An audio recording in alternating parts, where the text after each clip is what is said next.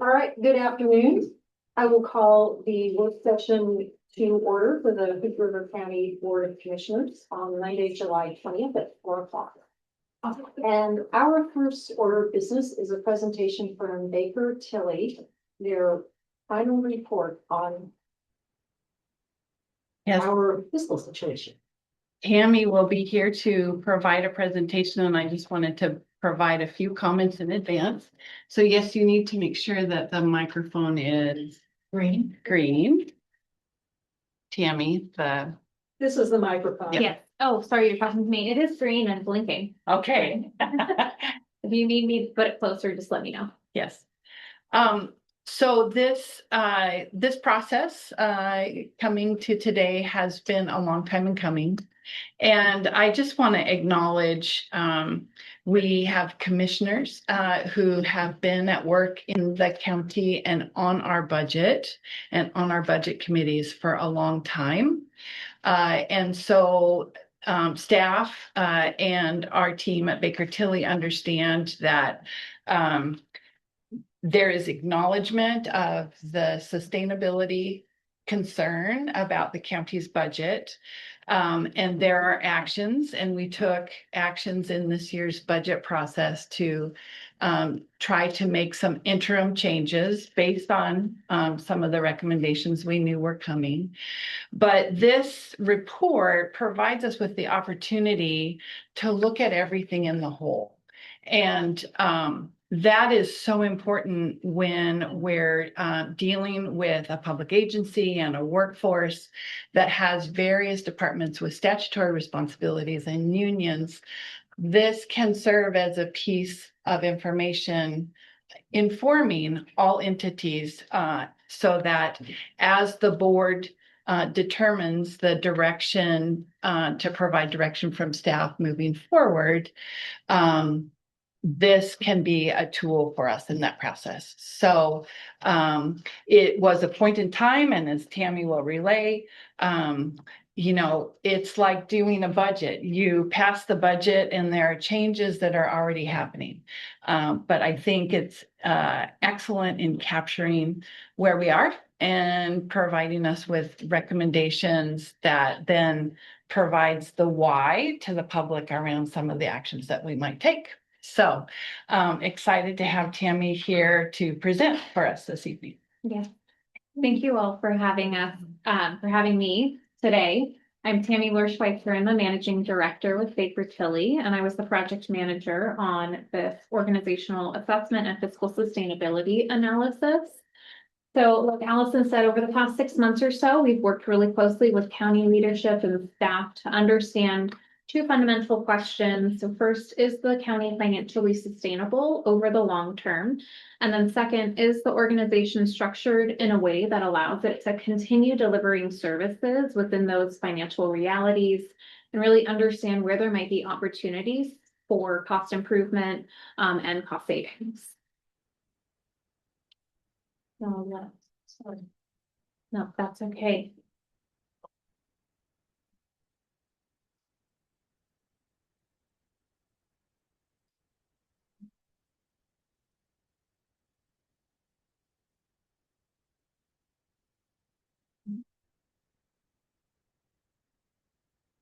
So there we go.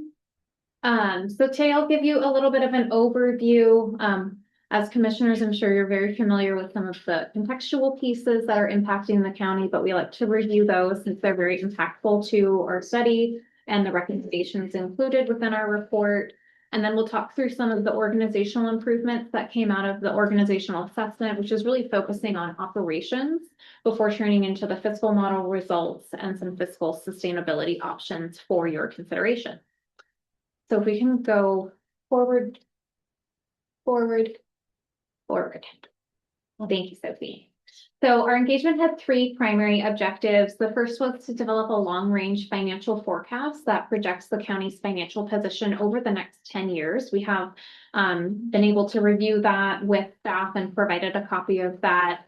So that's complete, we also then conducted an organization-wide assessment of staffing, operations, and service delivery to identify opportunities for improved efficiency and effectiveness, and again, identify where there might be some potential cost savings opportunities. We did compare the county's budget and staffing levels with 5 peer counties to help inform our analysis, and those counties included Clatsop, Crook, Deschutes, Lincoln, Tillamook, and Wasco. And then our last phase was to prepare a set of financial options that the county can consider, given the findings of both of those prior sections, to be able to support long-term sustainability through new revenues, cost shifts, alternative service delivery models, or service elimination. So the goal was really to provide county leadership with a set of options that's realistic for you to help you maintain your operations. If we can go forward one more slide. So this is where we're setting the stage before we get into our observations and recommendations. We just want to be able to share a little bit about the context in which the county is operating. So the challenges that you're facing today are not unique for municipalities across the state of Oregon, and they're not the result of one specific element. There's a lot of converging factors going on here. So first, we have Oregon's property tax structure under Measure 5 and Measure 50. It has significantly constrained the county's ability to increase revenues. In addition to that, about 3/4 of your county land is exempt from property taxes, which also makes it more difficult to raise those revenues. And then at the same time, the cost of delivering services has increased. So you have labor, benefits, supplies, and services that have all increased alongside inflation, which is obviously outpacing the 3% rate that is established in Oregon state law. So all of those factors have created a structural imbalance between the resources that are available to the county versus the cost of providing services to the community. And again, this context is important because our recommendations are intended to help improve efficiency, but also to help the county better align its resources, structures, and service delivery for the long term. So if we go forward, we'll go into some of the organizational improvements. Again, these are really focused on the operations side. So the first area relates to strategy and governance. So one of the strongest themes that emerged from our interviews and from employee feedback was really the need for stronger enterprise-wide coordination across the county. Departments are committed to serving residents. We have employees that are deeply motivated to serve the county, but they're often operating independently of one another. And that makes it more difficult to leverage shared resources, coordinate priorities, and pursue those county-wide initiatives.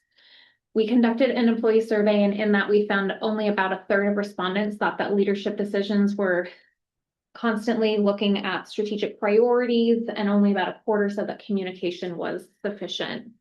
So we have identified these opportunities as a result of that, as well as our interviews. Communications was noted as particularly important for the county right now because as the county is considering new revenue measures, we need to make sure that we have a good connection with the community, with the trust of the community to say, this is why we need these additional revenues. This is how we'll be treating these additional revenues. And this is how you'll be able to evaluate that those revenues are working for you in the short and the long term.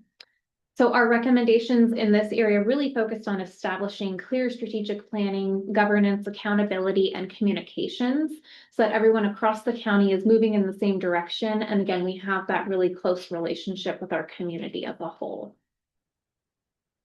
In the next slide, we have our second theme, which is related to workforce capacity.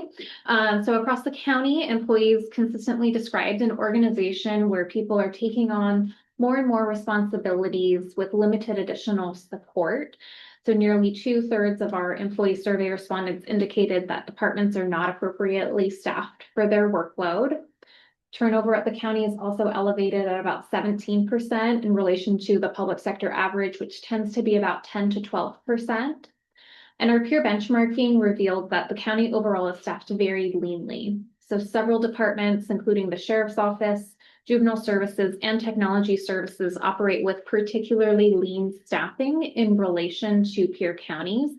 And that's when ratios are right-sized according to IT personnel per FTE at the county or sheriff patrol versus the total residents. So as a result of those results, our recommendations did not focus on reducing staff because, again, the data showed that you were already very limited in staff. But we do have opportunities to help align staffing, technology, and structure so that your existing employees could work more efficiently and sustainably. So technology use was one of the key themes that I'll go into on the next slide.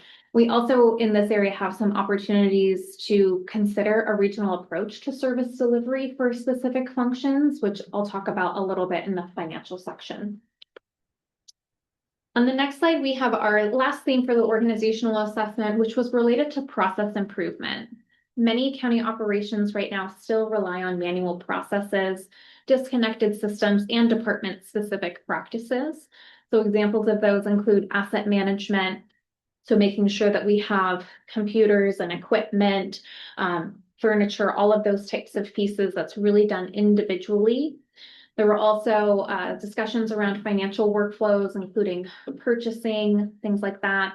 Records management, permitting, and then HR processes were all processes that sort of came up as being very manual, being driven by additional steps that technology theoretically could help improve.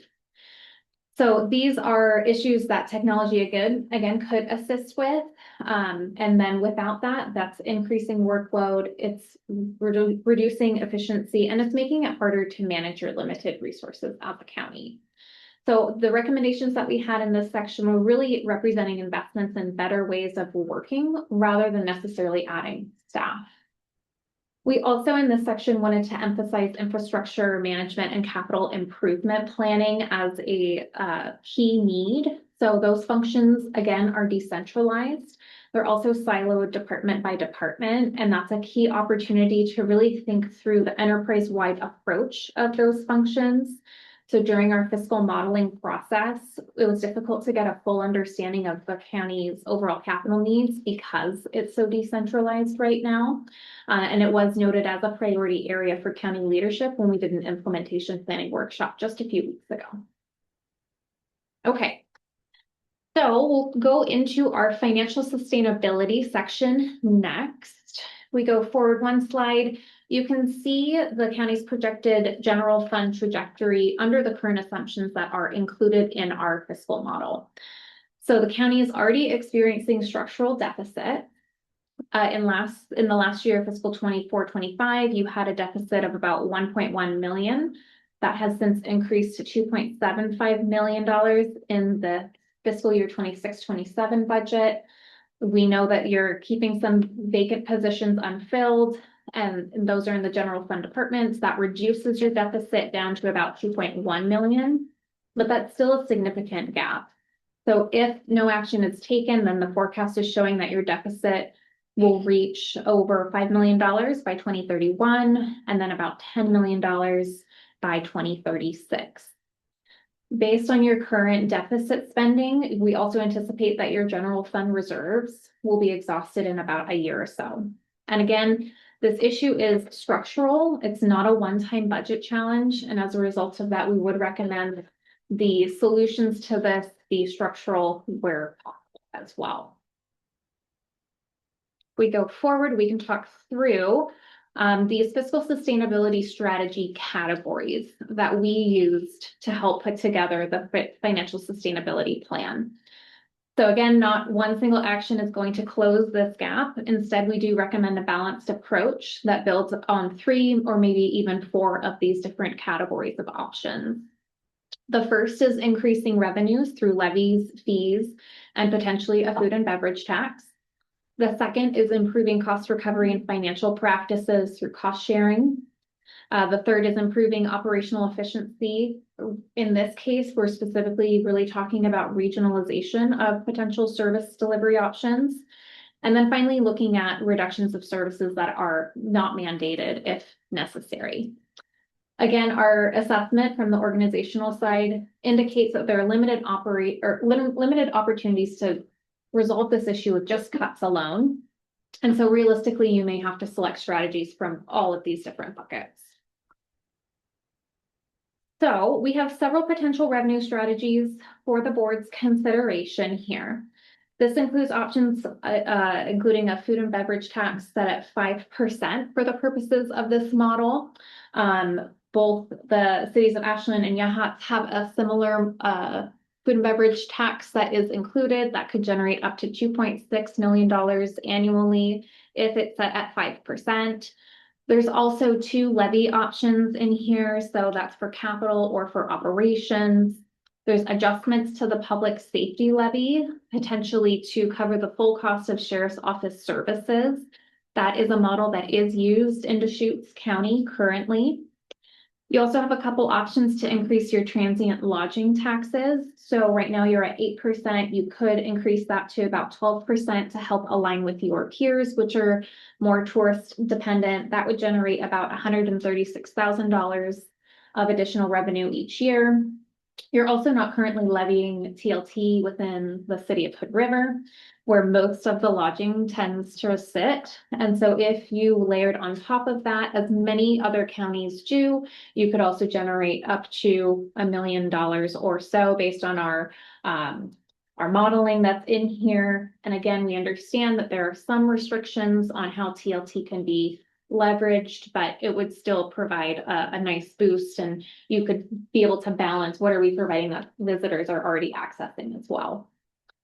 And then the last area is to update user fees to more fully cover the cost of services. That relates to areas including environmental health services, public works, community development, forestry, those types of areas where you could eliminate the general fund subsidy for those areas, which are providing individual benefit to users. And so they should typically pay the full cost of that service. So of these, those that are marked with the asterisks are property taxes. So those are the capital levies, operation levies, and then the public safety levies. And as you can see on the right side of this table, many of them still do require voter approval.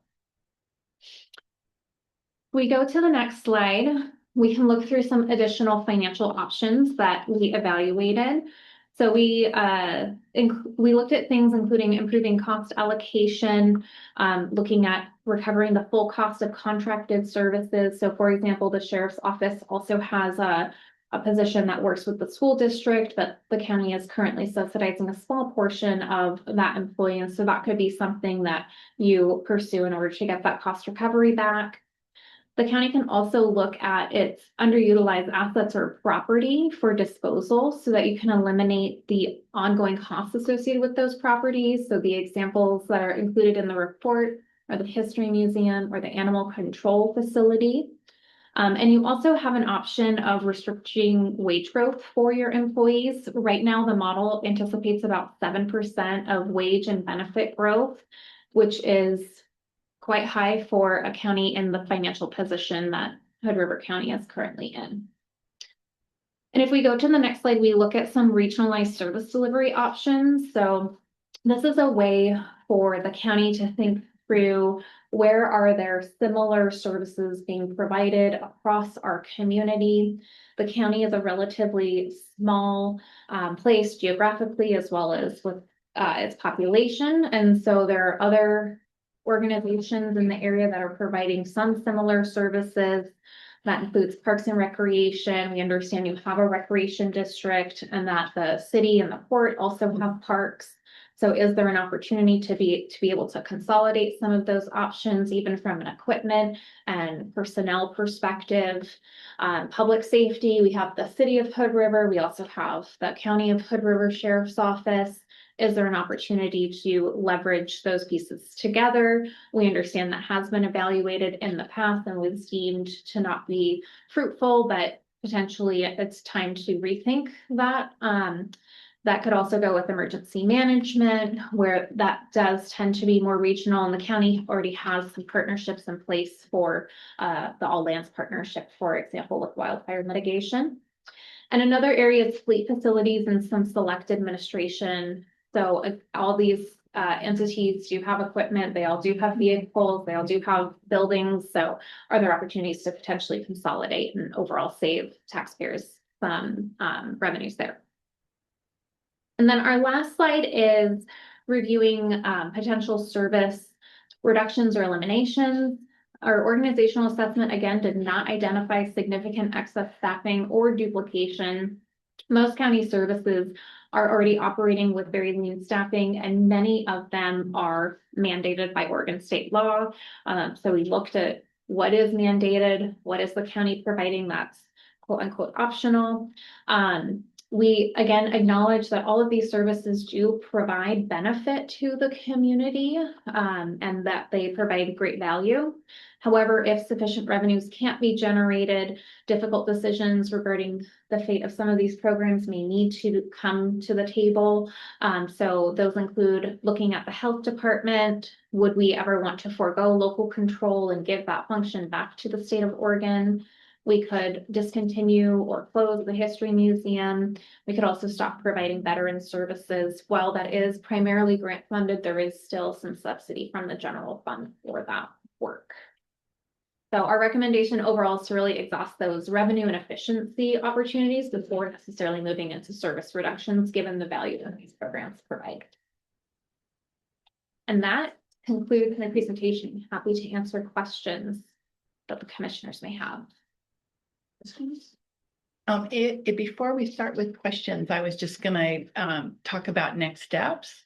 And so next steps, ideally from a staff perspective, this report received is a lot to digest. And so the plan was to come back in a couple of weeks with the board, the afternoon of August 3rd, and walk through a prioritization process for the recommendations that are here in order to provide direction to staff in regards to next steps. And so questions? But so we're being asked to accept it. Correct. Right, to Correct. formally accept it. Yes. Okay. Yep. Very good. We do have questions on that. Commissioner Babitz? Somebody else want to go first? I don't think so.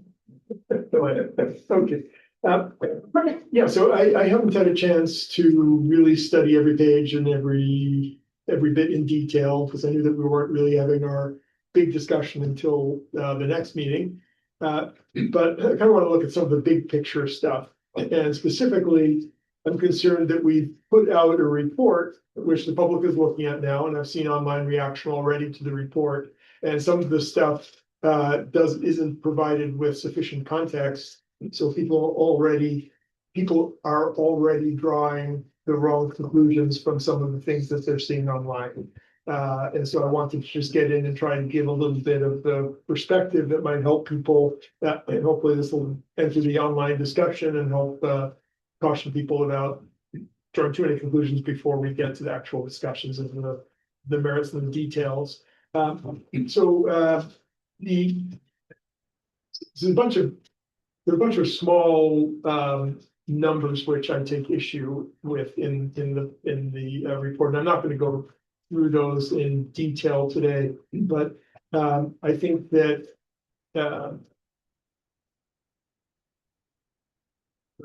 so there are some things that are being thrown around. So like there's the 75% of the landmass being tax exempt. And that's presented without any context as to what that might mean and why that might matter.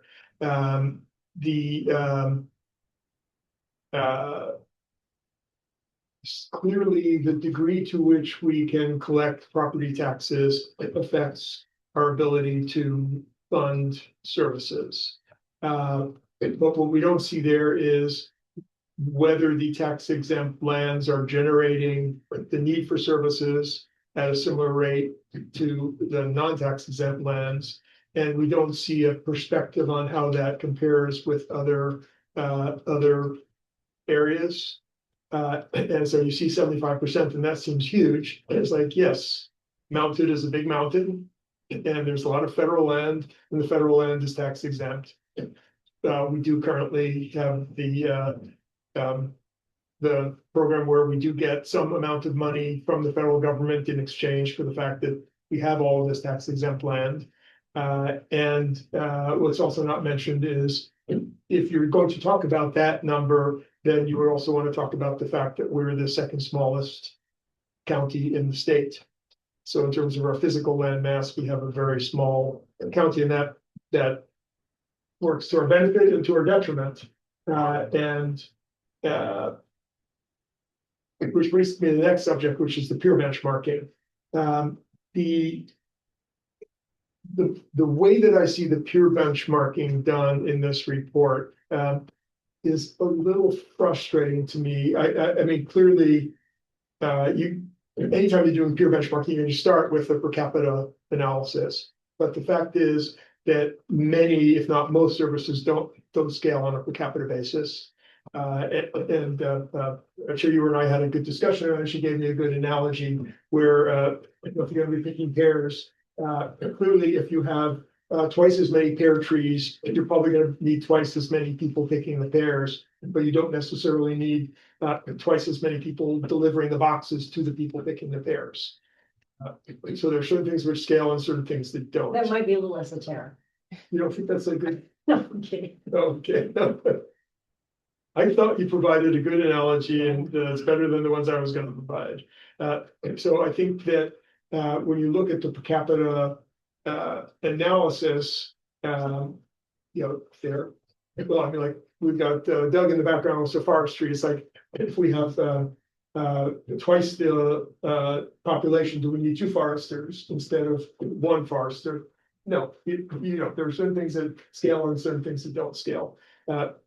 So I urge people to be cautious in how they look at that peer benchmarking, because you really have. So the other thing you have to look at is that counties deliver services in different ways. And so I spend a lot of time. I mean, the reason I know this is because I spent hours and hours doing the same thing myself. And I've looked at, how do you compare one county to the next? So you go and you look at what's the total tax taken by the county and what's the total number of people and the total services delivered, and you discover things like, well, some counties have, we have a museum, other counties have libraries, some counties have cemeteries, all sorts of different services that are folded into that stuff. So it's usually the footnotes that matter more than these broad strokes of numbers. So the peer benchmarking may be useful from a very great distance, but it really takes. You got to dive in, and you have to understand exactly what's going on. And I caution people against drawing too many conclusions from the statistical work that is in this report. The financial projection discussion, I think, is also going to be misleading to folks because they're. You see this chart, which was up there, which shows this line going down and it immediately crosses through 0 and goes negative. That presumes that we didn't have a budget discussion this year and that we didn't make decisions about reserve levels. An alternate way to look at that is to look at, if you look at the budget that we passed this year, at the end of this fiscal year, presuming that we spend every penny that we said could be spent in this budget, our reserves will be at our fiscal model. So it's at the long-term model level that we set. Well, we officially set it maybe last year, but we've had some idea in mind for quite a few years. So what looks like we're blindly marching into an abyss is something we've known about for a while. We had significant surpluses. We allowed surpluses to be spent. Understanding that we needed to do this analysis and we needed to do some work here. And I don't see the benefit to us communicating to the public that we didn't know what was going on. And oh my God, look, we're about to fall into a hole, because that's not really what's happening at all. We will end this fiscal year with adequate reserves. The problem is that that if we continue spending at this rate without making any changes, then we will quickly blow through those reserves. But we're not going to do that. We already said we're taking a 1-year glide path. That was the phrase that we used, which says that we're going to allow ourselves to spend these reserves for 1 more year until they get down to the level which we said was our model level, and we're not allowing it to go beyond that. So I think it's important to see that context. Tammy, you make one comment about TLT layering, and you said that many other counties do that. I know Tillamook County does that. Do you know offhand what other counties do that? Yes, I knew you were going to ask that Good, with my spidey sense. because Tillamook's the only one I've spoken to. so I know believe they do. Hillsborough also does that. Washington County does it on top of Does it on Hillsborough. Hillsborough, okay? I could get more information on that if you'd like a more comprehensive listing. Yeah, and so folks understand, as a county, we don't have the right to levy a transit lodging tax on the city. But what Tillamook does is they have an agreement with the county.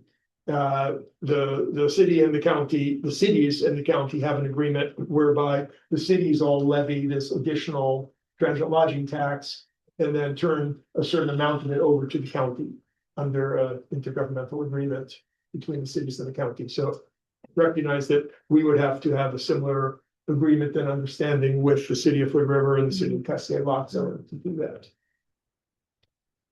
And then I wrote regionalization.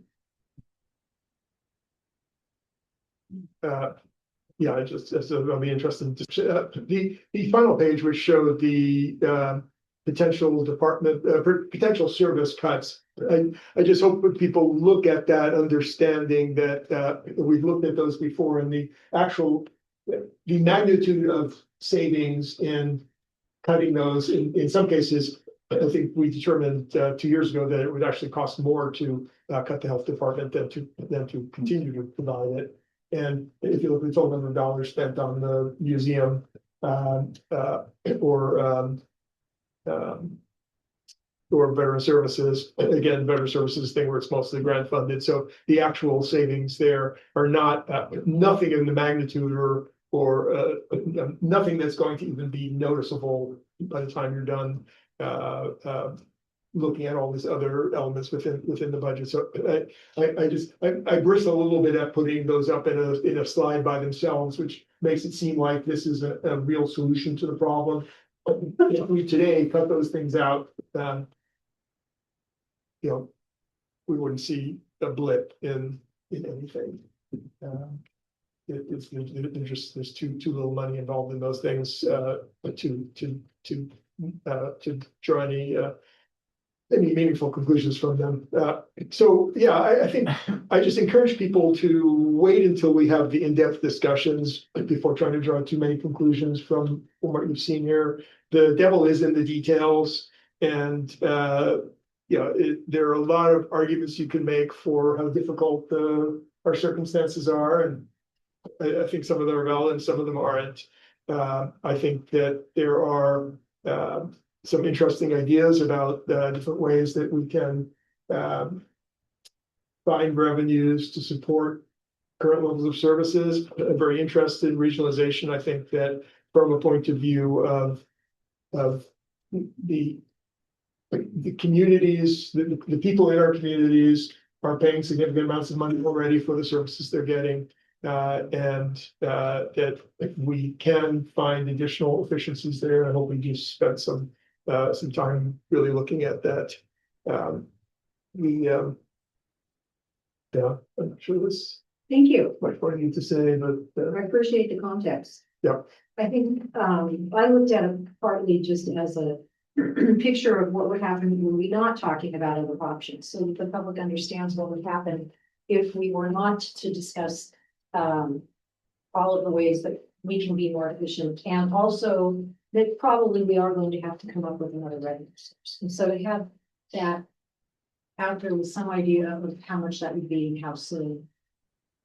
Clearly, we're not doing that, but I don't think that it's necessarily truly harmful to see what would it look like if we did that. No, so. there should be a big asterisk saying we've already taken action to say that this is not the path we're taking. And so you can't say that this is the projection for the county's fund balances when we already have policy that says we're not going to do that. Commissioner Ewart, if I may make a statement. In order to get to this year's budget and the glide path, we had to go through significant cuts, 3 rounds of cuts, and hold positions open. And we're still in a deficit position. And we still have not adequately addressed our capital needs. We put together a capital plan for this, but it was really pulling together what we had on hand. It was not comprehensive. And so from all of the professionals who lead all of the various departments, the ability to have the opportunity with Baker Tilly to talk about how they have this desire to provide the services that we do, but we're providing it in a deficit position.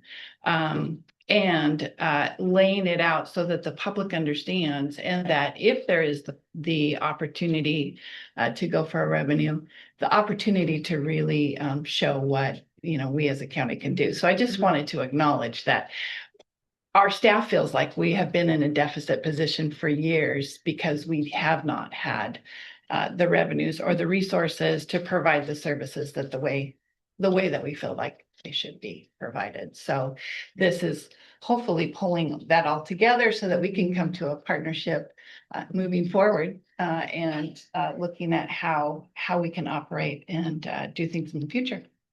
And as our expenses, for instance, in personnel exceed both 3%, the 3% that we're capped at, and also inflation, that is going to continue to put us in a more difficult position. But it's really not something that I even want to think about, because the people for the county are so valued. And I think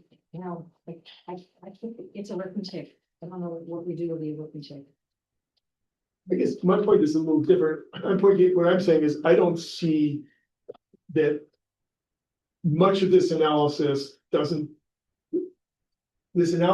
providing the insight that I need to make intelligent decisions about how to get out of this problem. So I find that I'm still missing the insights that I need, the information that I need, and we're going to enter into those discussions without having any more information than I had before I started. I would add, I'm thinking about our budget committee and Chris specifically with the forecast. I'm wondering if this gives us enough detail for that forecast. I believe we'll get to that when we meet in a couple of weeks. I do appreciate that this report highlights that we're not wasting money. It looks like we're wasting time with not having modern systems, and time is money. And I understand that first we need to focus on bringing in revenue before we can modernize, because we need to stop the fire before we build. before we build and buy more furniture, right? And I hope that the community can hear that we are operating super lean, we're operating efficiently with low staff levels, so that when it comes to voter approval for some of these revenue sources, that we have that support from our constituents and we can move forward with that. I do know that we need to bring in revenue. That's ultimately what we need to bring in. And I appreciate the context, because it is scary when you just read this document online. And I think there's more work to do, but I'm thinking about, forecasting. Does this give me enough information? So does it? No, Okay. it doesn't feel like it yet. I'm hoping that when we have our work session together, we'll figure it out.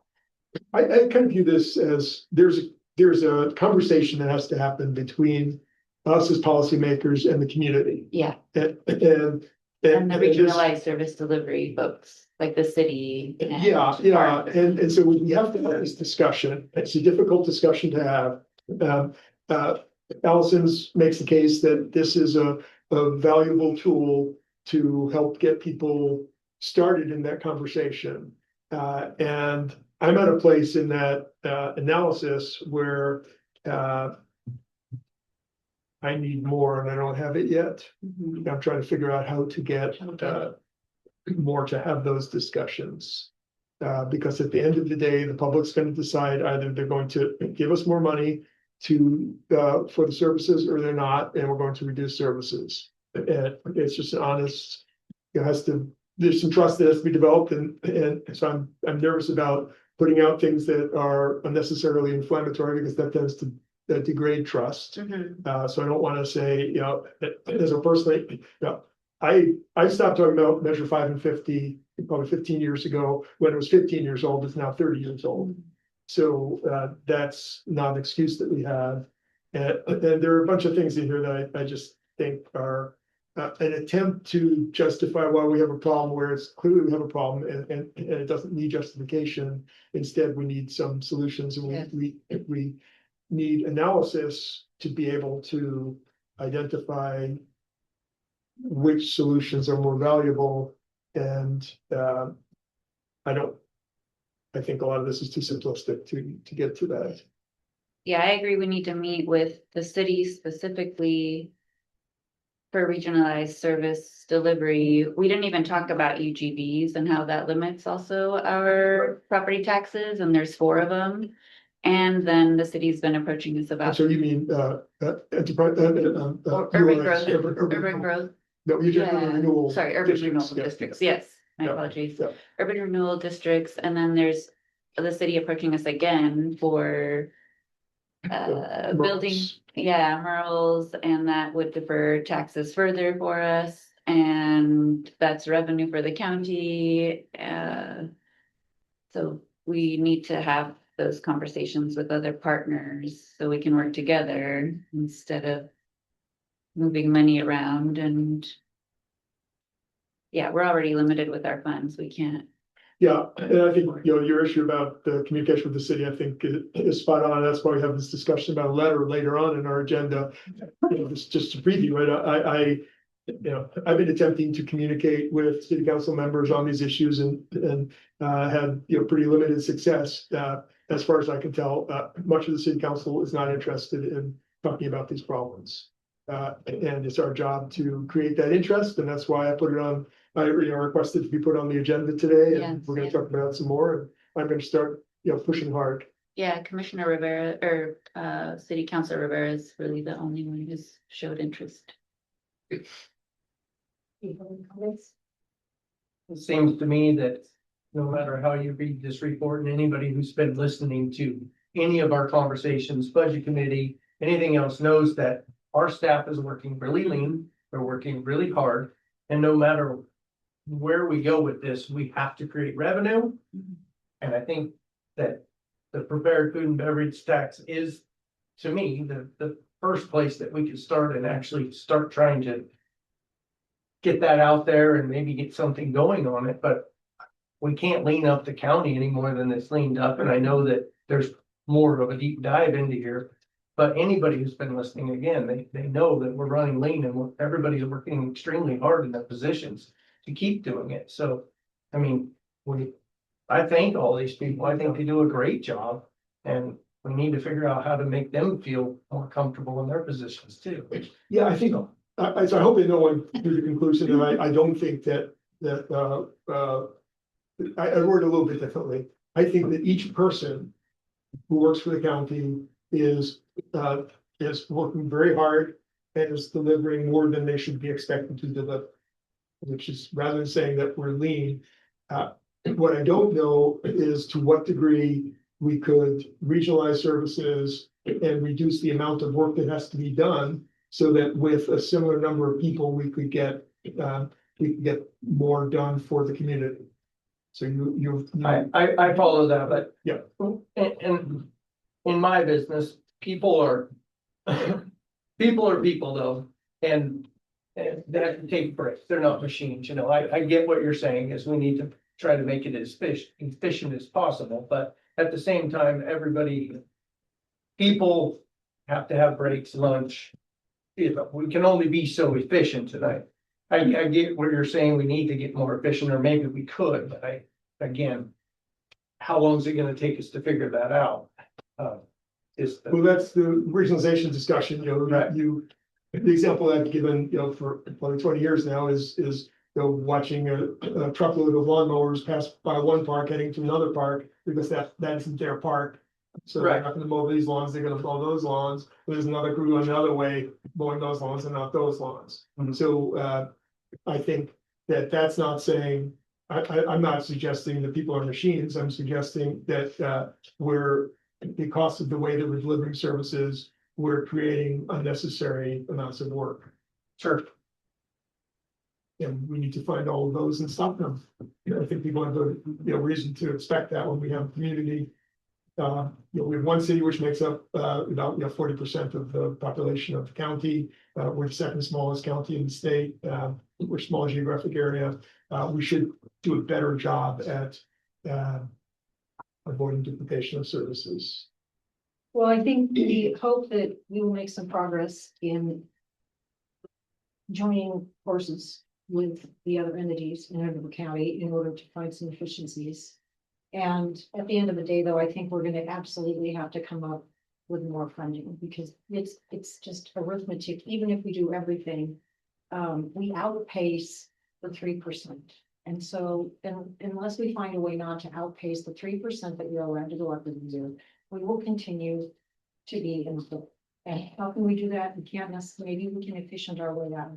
But we, I think, are gonna need more dollars. And so I hope that this will be a beginning step in helping the public understand where we are and why we need to have publicly a food and beverage tax, maybe operational levies. So appreciate everybody's I'm input. sorry, one more thing, though.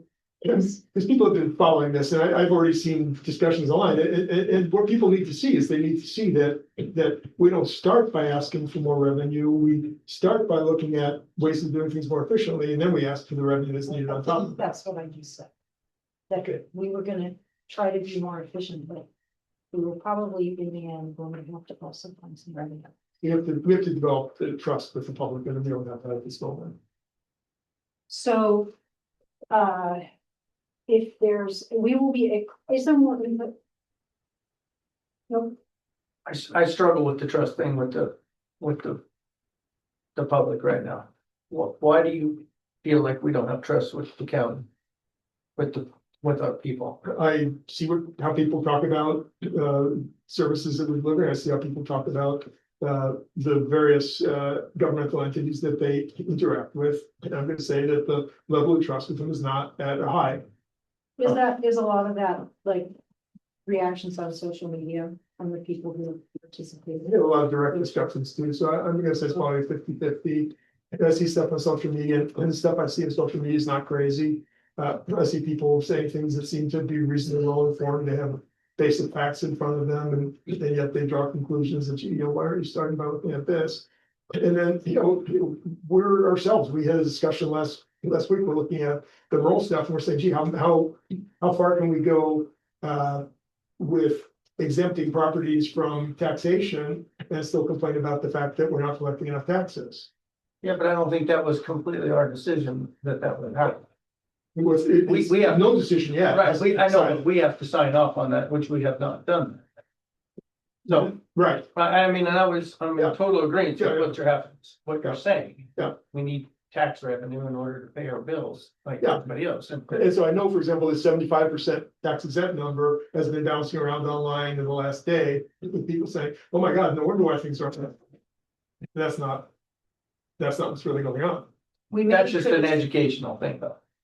Yeah, If people understood that. I think there's a whole bunch of stuff we have to do in the next, bunch of months to develop the, certain people, no matter what you tell them, you're not gonna get them on your side. But I think that there are people who are well-meaning and are trying to understand this. And I think that we have to figure out how to have the discussion to figure out what does the public truly want. And I don't feel like I know that today. Well, after listening to this discussion, I think every time we talk about the 75%, it might be a good idea to point out that manhood is really large and how people understand what that means, because it's true. It's just a number until you realize we're talking about total, because some people might think we're talking about some things. So there are some things that I've learned that we can say that will help us explain what we're talking about. I don't want to short the quarterly reports that we're going to get at 5. So I will ask if there's any more questions for Baker Tilly or discussion about whether or not you want to accept the report later in our meeting. So that's what we're being asked to do is in the second report. So is there any more discussion? No, No? All right. Thank you. Tammy. Thank you very much. And now, wow, I got us going a little early. I was gonna say, Yeah, say. Kind of, well, I asked for times on the agenda, and I'm trying to hit. If you need time, I got it. you know, Multnomah County actually has a very large amount of property that's federally held also. Sorry, about 40% is Multnomah County, I think it's federally owned. That's good for the water. Yep. Okay, so the first report we have on our list is the juvenile. Chair Ewer, I think we have the Regional Energy Resiliency Plan first. Sorry, I got it wrong. Mhm. How did I get this? Actually, it does say that the quarterly reports are at 5 and the regional energy resilience plan is at 5:20. Oh. There was a switch in order, I apologize. So which way would you like me to go? The quarterly reports would be, that's the first. Oh, First, Yes. okay. okay, all right. All right, back to what I said. Okay. So Robbie, please come and give us your quarterly report on the regional department. Thought I was second, so I don't have my readers out, so I'll be holding this. I've been very busy. Yes, yeah. So I was gonna kind of just quickly go through my quarterly report, and then Allison had asked me to put together a little bit more data. And so I did that as well. One of in my quarterly report, I talked about primarily kind of where we're standing right now with the murder case that's taken up quite a bit of time for me and for the district attorney. And then into budget, and I was hoping that would help to address some of one of the issues in the Baker Tilly report. Talked about the lack of kind of contributing that my department does to the revenue. And so just kind of clarifying, we have 3 sources of revenue that we can get from the state. And currently 2 of those sources is going to the county versus services for kids in the community. And so previously before the Baker Tilly, we only had 1 source coming into the county, and now we have 2. And then with regards to some of our data, I had spoken with Commissioner Moretti a couple of months ago, and so I thought I'd just kind of follow up with some of that data specifically related to detention.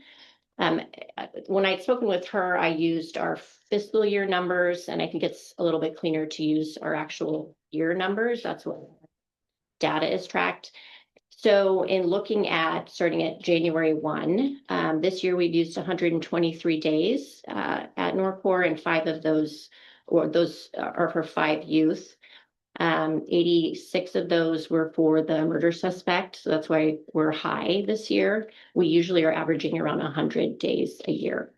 One of those youth was in for 33 days on a no-way placement, and then we just had a youth in for 2 weeks on an interstate compact warrant. One of the questions was around different demographics for those kids.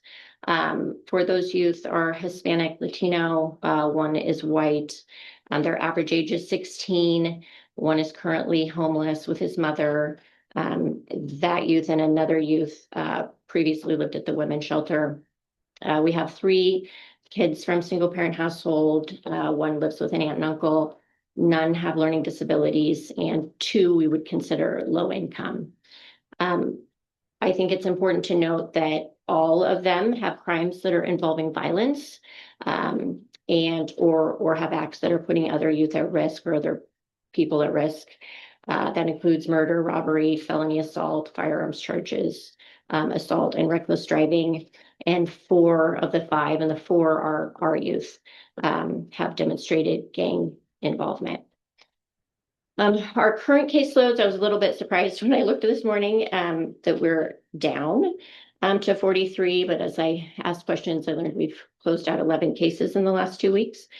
So we have 43 youth right now, but their acuity is a little bit higher. So 24 of those kids are on supervised probation, or have formal cases going. That's high for us. Typically, we have the majority of our cases are handled informally. We just kind of have some tougher kids right now. And I think it's also important to note when we're talking about like-size counties, because I agreed with you, I was a little bit surprised to see Deschutes in the mix. Obviously, we're never compared to Deschutes. In our like-size counties, I look at Union, Wasco, Jefferson, Tillamook, and Crook. And it's important to know every one of them has more staff. Every one of them has support staff. So when we talk about formal cases, they come with more administration work. So they come with a lot of legal filings. An easy case would be at least 10 legal filings. Most of them are more like 20, 30, 40 over the course of the case. Our juvenile counselors do all of that work. They do all of the they prepare all the court documents. They e-file them. They do the distribution. They do all of their reports. That what would be legal secretary work accounts for about 25% of their job, which is significant. I would like for them to be able to focus on other things.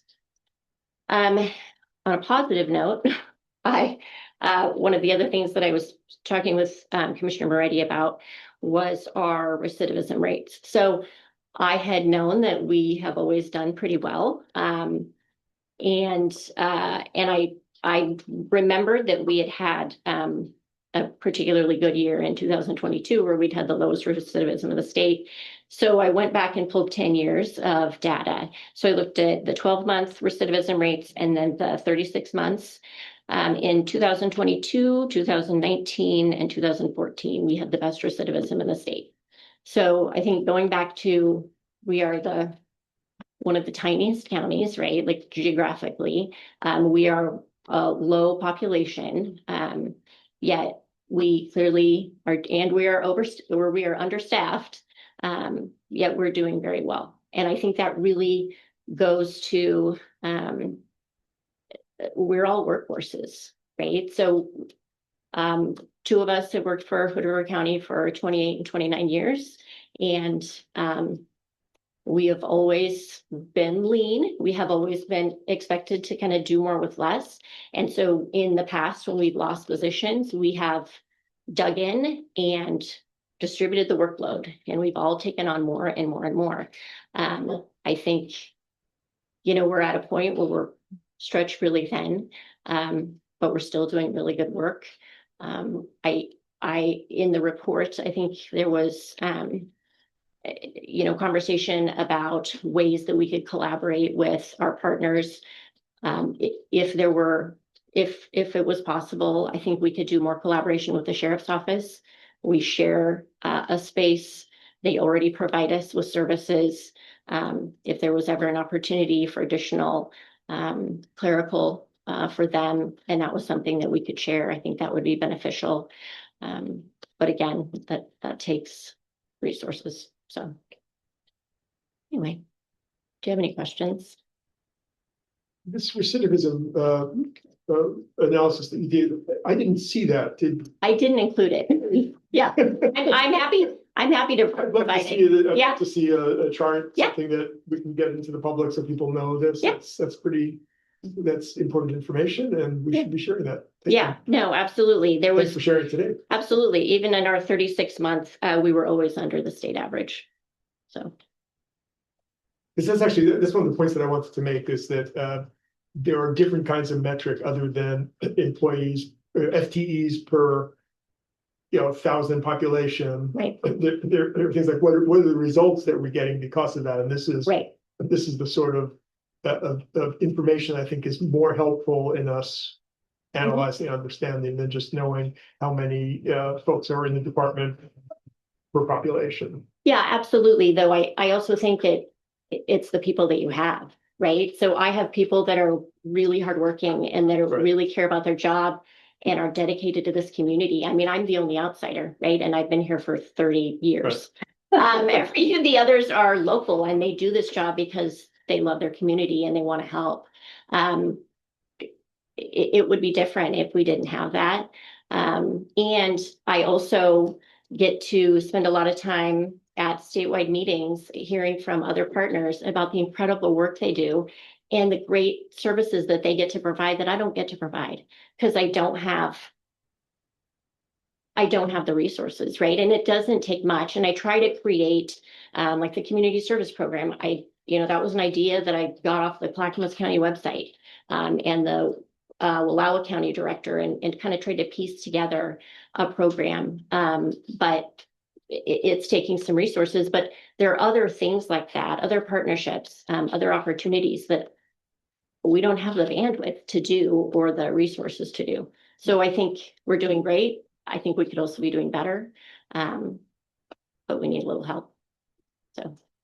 Yeah, I appreciate the time that you gave me and it just shows the passion that you have for the program and the youth and the county and your office and your team is doing a lot and I appreciate you. Thanks. Yeah, thank you. You sound local to me. Yeah.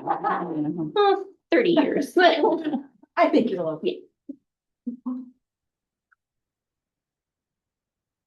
Right, and next up, we have the health department. Chair, you're review emergency management, there's a time constraint. Yes, we can do this in any order you say, so not, no, okay, Katie, come up. She's kicking you out. that's all right. We can manage all of it, we have plenty of time, because I cut us off. She told me to shut up. I think you probably read in your report. I'll just kind of go through the Katie highlights. Skakel, our emergency manager. Katie Skakel, emergency manager. Who hasn't been here that long? I've been here since mid-March. Yep, but you're a new face for a lot of people. Yes, great to be here. Thank you. A lot has happened in the past 3 months and that did not get covered in this report. So I'll add a few things. As you know, we work under the emergency planning grant and we're wrapping up this year. We had FEMA out last year to address our flood situation. We were looking at the county forestry roads and the landfill. Substantial amount of damage to mostly what Corey works on, public works, roads, etc. So that process, the flood recovery is going through with FEMA. It was referred to as a public assistance grant, not an individual assistance grant. I worked with the state agency to reach out to see if there were any homeowners that wanted assistance, needed assistance, and there was no request for individual assistance. With that said, that's the flood recovery. We have put in our letter of interest to apply for another EMGP grant for this year. There's a couple items on your down the line today as far as promulgation of the emergency operations plan. That is part of the grant for this year. Our staff met the other day and we're going to revisit that and make it a much more functional plan because we feel that would really benefit each department. We want all the departments to work cohesively. We are addressing what happens in a more emergent situation as far as funding and things like that. I think one of the highlights for the past 3 months is we went through several rounds of interviews and didn't find the person we wanted and then re-advertised, and Taya did an amazing job and Karen just getting the word out, and Bureau of Land Management is providing a 5-year grant for a wildfire mitigation coordinator. And we're fortunate to have a very qualified person from White Salmon who's accepted the position. She starts August 4th and is from Union, Oregon. She's got a master's in wildfire. She's a wildland fire, doesn't want to fight fire anymore, wants to do home hardening, etc. So it's kind of perfect. We're excited to have her here soon.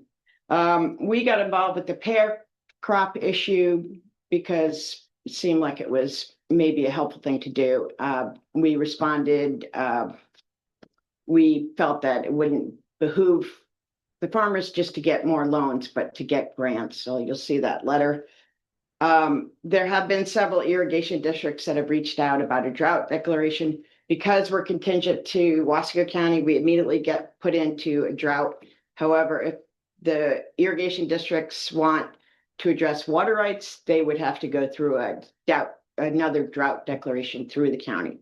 So can you explain a little more about what that means? So what that means right now is they're eligible for drought monies for, loans and things like that. But if they want to kind of say that they're not going to draw CFS at this amount, or they're going to change some water rights here, it's mostly Farmers Irrigation District that's looking into it. Right. And Megan Saunders over there is kind of querying the other irrigation districts. So if they want to get some water resources kind of revisions to how they're managing their water rights, if they're going to do conservation or whatever, Right. then they need to go for this county declaration. So in order to do the county declaration, in order to put in place additional controls of water usage, they need a declaration. And to do that, she needs to have all the districts kind of agreeing to this. Is that what you're saying? That's a very good summary. I don't know if I would suspect all the irrigation districts would have to go in on it. I don't know if it could just be for one irrigation district. It's got to be countywide. And I think some of the Upper Valley ones are not concerned, at least after talking with them a couple of weeks ago. But they could sign on even if they didn't end up. Yeah, I don't think it'd be a problem for them to sign on. That's a good point. So, any other questions about that? No, I just find that really confusing. I'm still trying to get my head around it, but that's not your fault. Yeah, we could just say some of the declaration processes are a little confusing, but we're working with it. The other thing that we have going, which is we're kind of in catch up now that we're in fire mode, is we've got this perimeter, which is a really great tool for evacuations. And we did a training about a month and a half ago, and we're doing really small group trainings now. And it's very intuitive. It's going to really link to Everbridge, which is our notification system. And if we have to evacuate in fires, a wildland fire situation, it will kind of map it as it moves along. It also is utilized for other things like oil spills or whatever. So it's a very useful tool. We've come to really appreciate it, even though we haven't had to use it. Wasco County's been using it for a couple of years, really quite readily, and they really appreciate it. So is it fully implemented yet? Maybe. I mean, people are, yes, I would say that. So if we had a fire next week. Let's just say, I think that if we had a fire next week, people would probably just go with what they know. And then we would try to get perimeter, we'd test perimeter. Okay. It's set up. Some of the deputies have it downloaded. There was 5 people from the city fire department at the training. So people are getting trained on it. But they're not quite there yet. I wouldn't say so. Okay. And are we? And so people should be signing up for Everbridge to be part so that they're notified. Is that? Yeah, nothing's changed If with you're that. not signed up for Everbridge, what happens? There's other different types of signups, but we'll be at the county fair, and we'll really be encouraging people to get on the county notification system. The other thing that we've done is updated the website for this office. That's the link at the bottom. And it just brings in the plans and really just kind of calls out everything related to natural hazards. I guess the point I'm trying to make is you have an opportunity here to kind of push your message a little bit that people should be signing up for Everbridge. So yeah, and this site here, if you go to it, readyhoodrivercounty.gov, has this really highlighted on the site as far as this is where you can sign up for Everbridge, perimeter, and you can actually walk through it. People can get onto the site and review it. You know, there's been a lot of inquiry as to what do you do with watch duty. A lot of people just look at watch duty right right away, right? Right. And then this can back up watch duty. We had a couple fires from the lightning last week, and the sheriff went out and, was able to respond back and the status of them. And there was some fires a couple weeks ago, and a couple people on West Cliff Drive were, why aren't we getting called about this? And we only will notify people when there's an action that they need to take if they need to evacuate. So until you hit the, the 1, 2, or 3 level, there's not gonna be any notification. Correct. Well, most people have watch duty, I think. I was gonna say, could you, again, so that people who may not be aware of what you're talking about, can you explain what watch duty is? Oh, yeah, I don't have my phone with me. Watch duty is kind of compiles all the data around the West, around the country, and it will identify everywhere where lightning strikes are and fires are. It's a free download, watch duty. If you look at it, there was 2,700 lightning strikes just the other day when all these fires broke out, and there's close to 29 fires happening right now. So 2,700 lightning strikes. So that's quite a bit. The state of Oregon has regular meetings. They have set into place an emergency operation plan where they're coordinating all their resources to come in and help Wheeler and the various counties out east of here. So people should sign up for Everbridge and download Watch Duty onto their phone. As an added benefit, Watch Duty also has AQI, air quality index, on it now too. So you can track your local air quality, which so far, keep your fingers crossed, we've been incredibly lucky this year, but sounds like our luck may not be holding. And for more information at ready.hoodrivercounty.gov. We're doing the public announcement for you. I really appreciate it. I really appreciate it. We're going to have a model at the fair, a home with home hardening, and we'll have kind of a smoke ready model. So I think a lot of people will be drawn to our booth, but appreciate the public service announcement. And yeah, any other questions?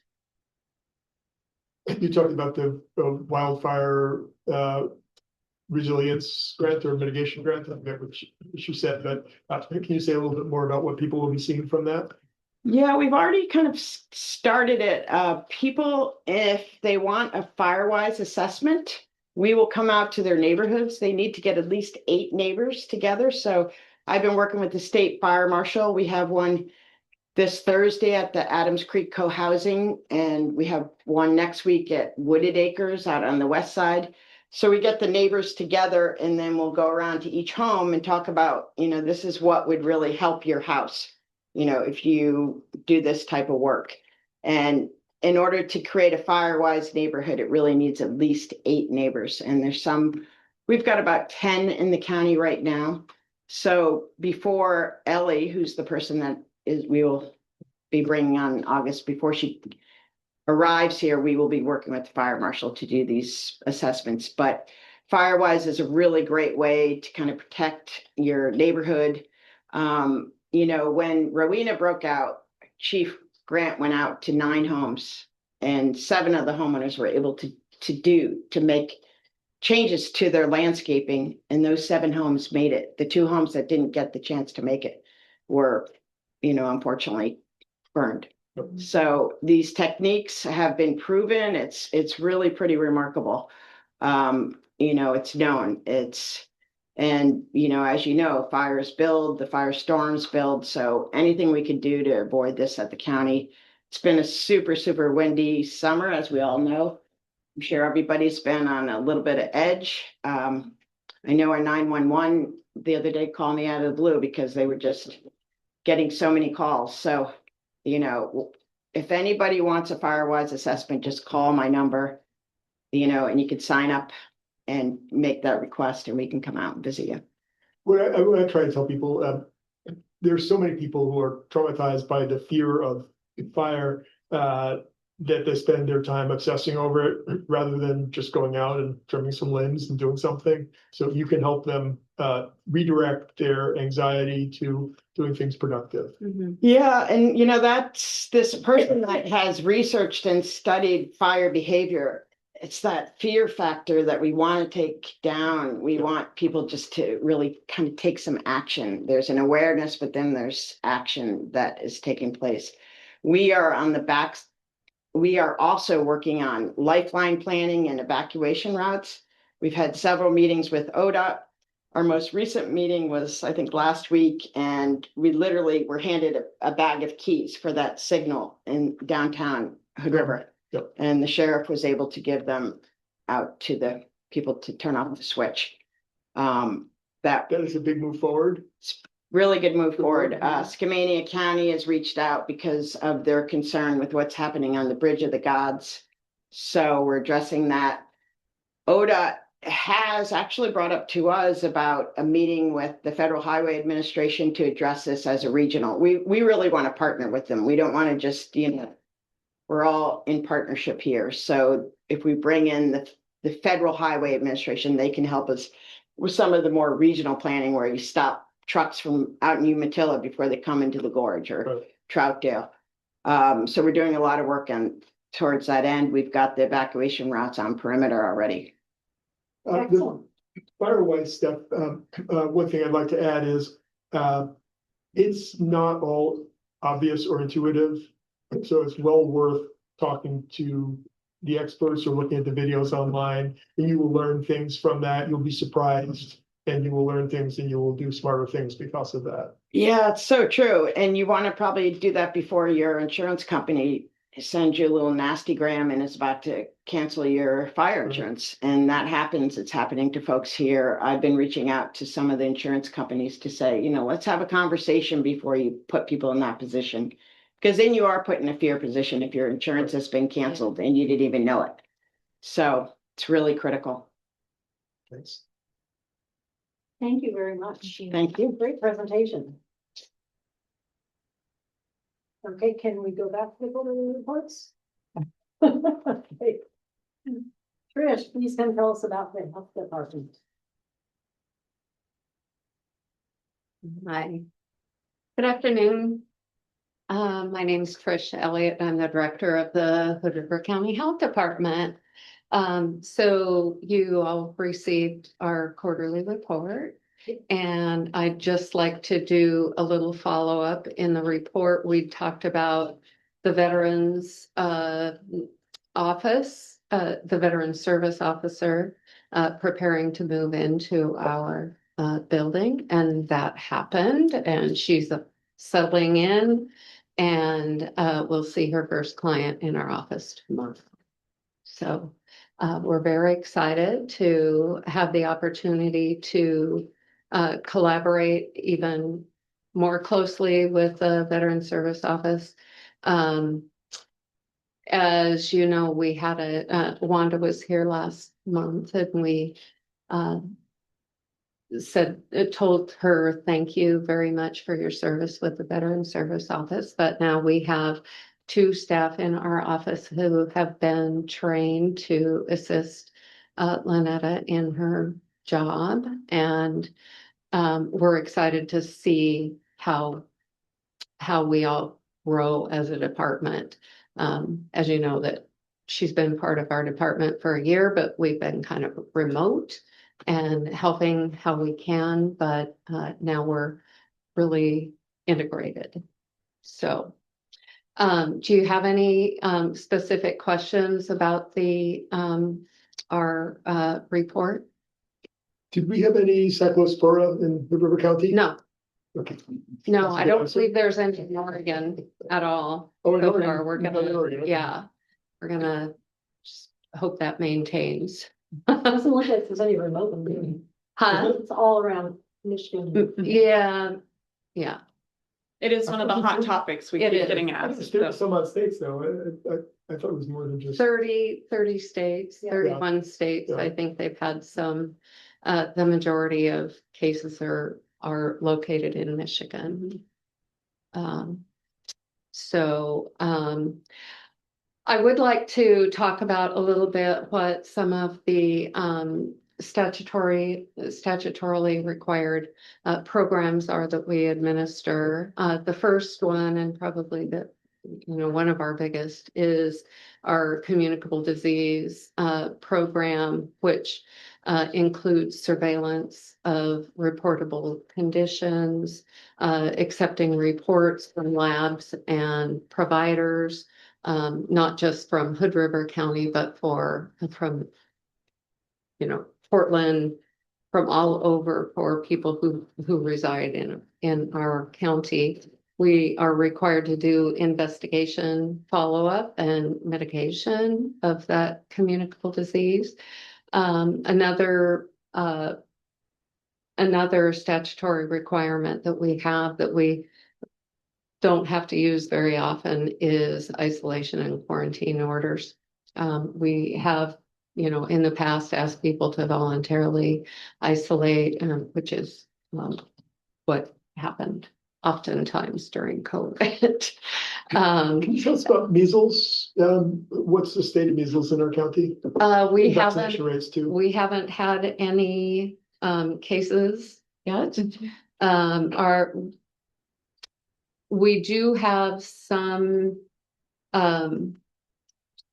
schools and daycares that have a little bit lower vaccination rate than what we would like to see. Can you remind us of what the rates are that you're looking for? 94% is ideal. Okay. And How low do we get at some of our schools? I believe we're just below that. yeah, Just a little. not You don't anything like 70 or 80. No, Okay. we're in the 90s. Yeah. Mhm. Yeah. And we are, if I can interject, Yeah. Erin Ryan, project coordinator. I create these reports, so I'm happy to always answer questions on them. But as far as measles goes, I'm sure a lot of people have been aware that there have been cases in Portland, Providence area. So we do monitor that quite closely.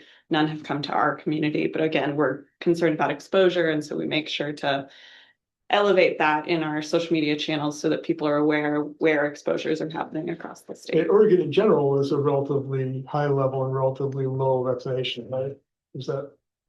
Compared across the states, I probably can't speak to that. Do you know? Yeah, across all the states. I think just historically. Oregon There was are one some vaccine areas in, places. Yeah. there are some areas in Oregon that have pretty low rates, not the entire state. But I believe we've talked about it definitely in a previous report, but perhaps in another presentation, that we have been preparing our staff in terms of what to do if and when measles comes to our community, and how we will activate a response. That's when we go into our just-in-time training resources for staff, so that we can call on those who work in other programs to help us with contact tracing. Measles has very specific requirements around what's considered an exposure, because it does live airborne for a lot longer than most do. Yes, we did have a measles exposure several years ago, and we ended up giving, 5 or 6 doses of immune globulin with susceptible people that were exposed. And we had some people that were excluded from work and school for several weeks, and that can be up to 6 weeks. So, other statutory requirements are that we are tasked with review of immunization records for the school immunization exclusion process. That's a local public health authority requirement. We also have to ensure that there are clinical services available locally. That doesn't mean that we necessarily provide those, but that immunization and family planning and contraceptives are available to everyone who needs that in our area. Environmental health requirements are regulation of public water systems, enforcement of public health laws around food, pool, and lodging. And as well as public health modernization, which you all know is a big thing. So I just wanted to kind of touch on, because I realize there's been talk about, and it's been put out there publicly, that the county might want to consider turning back the local public health authority. And I just like to talk about some of the some of what could happen in the downfalls. The loss of local control, if you turn back that authority, there would be no local control or local input on that, on what the priority setting is. There would be fragmentation of services because Oregon Health Authority would most likely be contracting with multiple different agencies to provide some of the statutory services regionally. Loss of trusted communication. Darren, we put out a lot of communication for our community and put a lot of effort into that. No local representation in a lot of work groups for the county. We represent county voice with a lot of different entities, including the clinical advisory panel and the community advisory council for the CCO. Lots of community work groups that Darren attends, and that we have staff that are engaged in. The loss of the Oregon Health Authority contract would be a loss of several $1 million coming into the county, and that is state and federal funds. And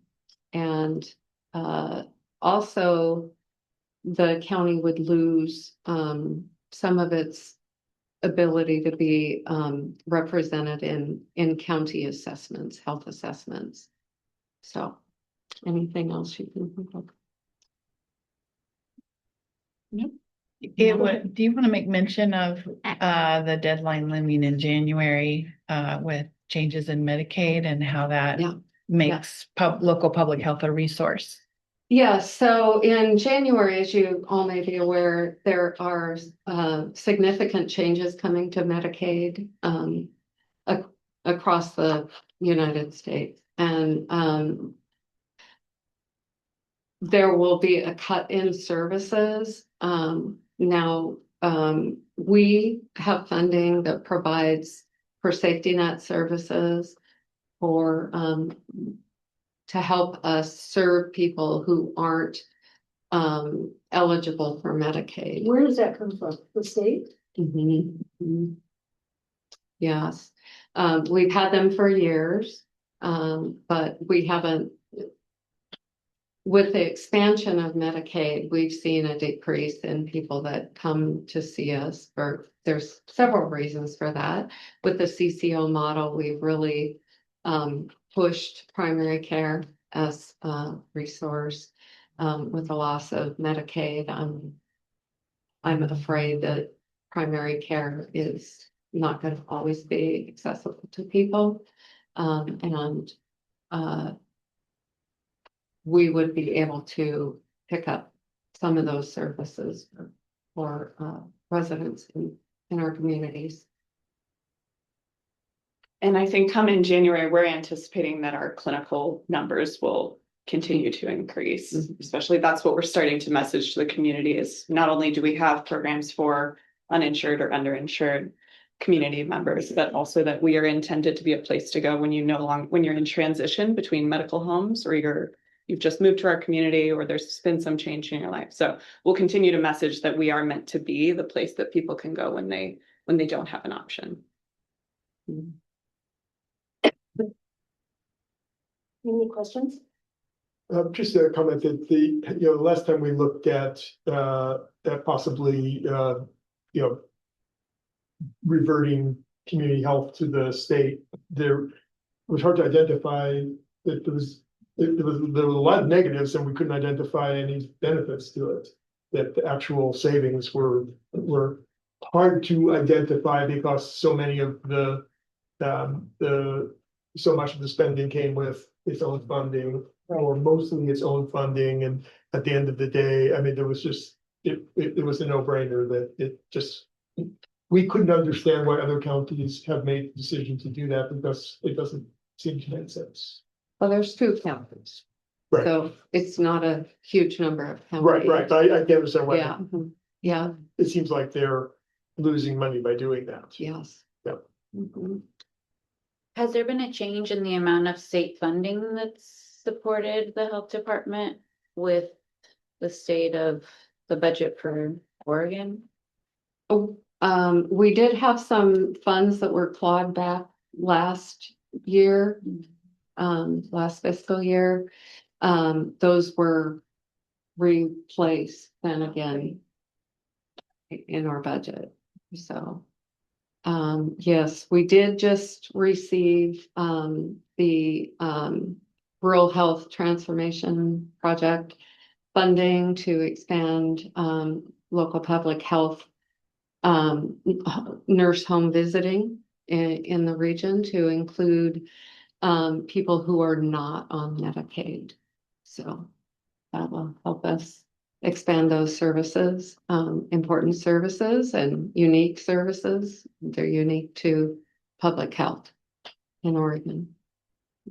We're also pursuing a few funding opportunities right now to possibly create some coordinated suicide prevention efforts too, with our prevention division leading that. But we're hopeful to get a little bit of money to maybe do some work group building media campaigns to focus on specifically youth, perhaps veterans, and then also our more rural residing residents too. Thank you. Mhm. Thank you very much. Thank you. And next up, we have the sheriff's office for their quarterly report. That was emergency management. Emergency. Oh, gotcha. Just a piece of the sheriff's office. It says SO on my, okay, never mind. We were all supposed to read one chapter of that. It says I know. this, so. Okay. Then with that, we will come to the regional energy resilience plan. And then we still have a couple, I think we just have 2 interviews. And yeah, in Zanesville, Yes, would you like to promote them? yes, please. Welcome, Lindsay. Thank you. Thank you for having me. My name is Lindsay McClure. I'm the Energy and Project Manager at Mid-Columbia Economic Development District, and I'll be here to talk about our Regional Energy Resilience Plan. And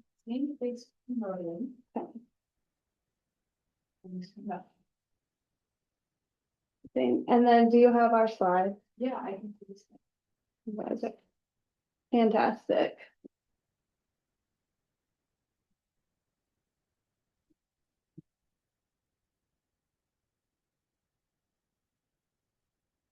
All right, yeah, thanks for having me, Lindsay McClure with McCad, and I have Zane Beal from Stantec, and we're here to present about the Regional Energy Resilience Plan. Next slide, please. So this program was created by Oregon House Bill 3630, which directed Oregon Department of Energy to create a grant program that would provide resources to every county in Oregon to develop an energy resilience plan. Counties were given the option to work independently, to form a cohort, or to opt out and not participate in the program. Ultimately, 19 counties ended up participating. In the Mid-Columbia region, our counties decided to form a cohort, recognizing that energy doesn't see county lines and getting a more regional view would be ultimately be beneficial. So McCad was brought on in a technical assistance role to develop the plan, and we worked with Stantec on the disaster fuel plan portion of this project. Next slide, thanks. So outreach was a big part of this plan. We thought that it was really important to go out into the community to talk with people about what energy resilience means to them. Energy resilience is a word that didn't really resonate. So we asked people, how prepared are you for a power outage? What do you need to feel more prepared? So some of the takeaways we have from our outreach, the first is that people want to shelter in place if at all possible. So that tells us that energy efficiency is an energy resilience strategy. If we can help people weatherize their homes, and that will help maintain livable temperatures for longer. The second is that if people aren't able to shelter in place, their preferences are municipal buildings or schools. Top concerns were wildfire followed by winter storms. And the biggest barriers that people anticipated were aging infrastructure, including roads and bridges, or losing connectivity. And then the last thing that came through really clear was a sense of community and a willingness to help friends and neighbors. Next slide. So the bill created a program that was very prescriptive. The bill outlined what was to be included in the plan. So those are the elements we included. The first section of the plan evaluated our energy resilience scenario that looked at energy infrastructure, natural hazard risks, social vulnerabilities, and critical infrastructure. The second focus area focused on energy resilience, ways to build energy resilience locally. And then the final focus area looked more at energy independence and how the energy that we generate locally can benefit us here. Next slide. Well, before we skip, the appendix includes community profiles, resilience, reference maps, disaster fuel plans, which Dan will talk about here shortly, and reports from our outreach. Next.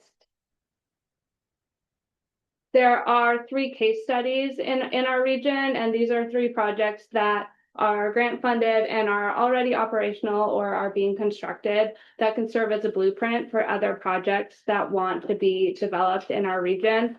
They're all really interesting projects. I'm not going to go deeply into them, but if you didn't, I encourage you to read that section of the report. Next. And then to wrap up here, so the recommended actions primarily fell into 4 buckets. The first is increasing data availability and transparency. This is primarily around outages and disconnections. The next is monitoring key state and regional developments. This is mostly around resource adequacy and energy markets. And then third, supporting energy efficiency and strategically sited distributed energy resources. And then finally, building capacity and implementing energy resilience projects. Next slide. And then with that, we're going to talk specifically about the disaster fuel plan that was developed for Hood River County. The energy resilience plan looked at all 4 counties, and the fuel plans were specific to each of the 4 counties. This part of the effort was led by Stantec, so we have Zane here to talk a little bit about that piece. All right. Well, hopefully my audio is coming through on your end. Thank you very much for having us. So Zane Bell here. I served as Stantec's project manager for this effort, and just wanted to share a brief overview of the development process for this disaster fuel plan. Its sort of focus, the drivers of its need, and where the county may want to go from here. So next slide. So, obviously this is a part of a broader grant that the county participated in, but when we really look at the needs of disaster fuel planning, fuel serves as one of the most essential lifelines during an emergency. When there is a large scale incident, if we don't have access to fuel, we're not moving heavy equipment, we're not standing up mass care and sheltering. We're not really doing any of the things that supports an effective response and recovery effort. So when we look across the board, emergency response, public safety, public works, healthcare, utility, you go down the list, every single one of those essential services relies on access to fuel. Some of that is diesel, some of that's unleaded gas, propane, and natural gas in certain situations. And of course, we could see fuel disruptions caused by a range of factors: earthquakes, winter storms, wildfires. Hood River County is especially vulnerable to, transportation incidents where there's a potential ice storm and there's an inability to get additional fuel out. So we have to start prioritizing how we use limited resources. So the point here is to really provide a coordinated framework for how we would go about managing that scarce fuel resource until normal market conditions came back into place. Supply chains were established where we could establish sort of that recurring supply of our fuels. So next slide. So the plan in general, Katie, the county's emergency manager, briefly spoke earlier about the promulgation of the city, the county's emergency operations plan.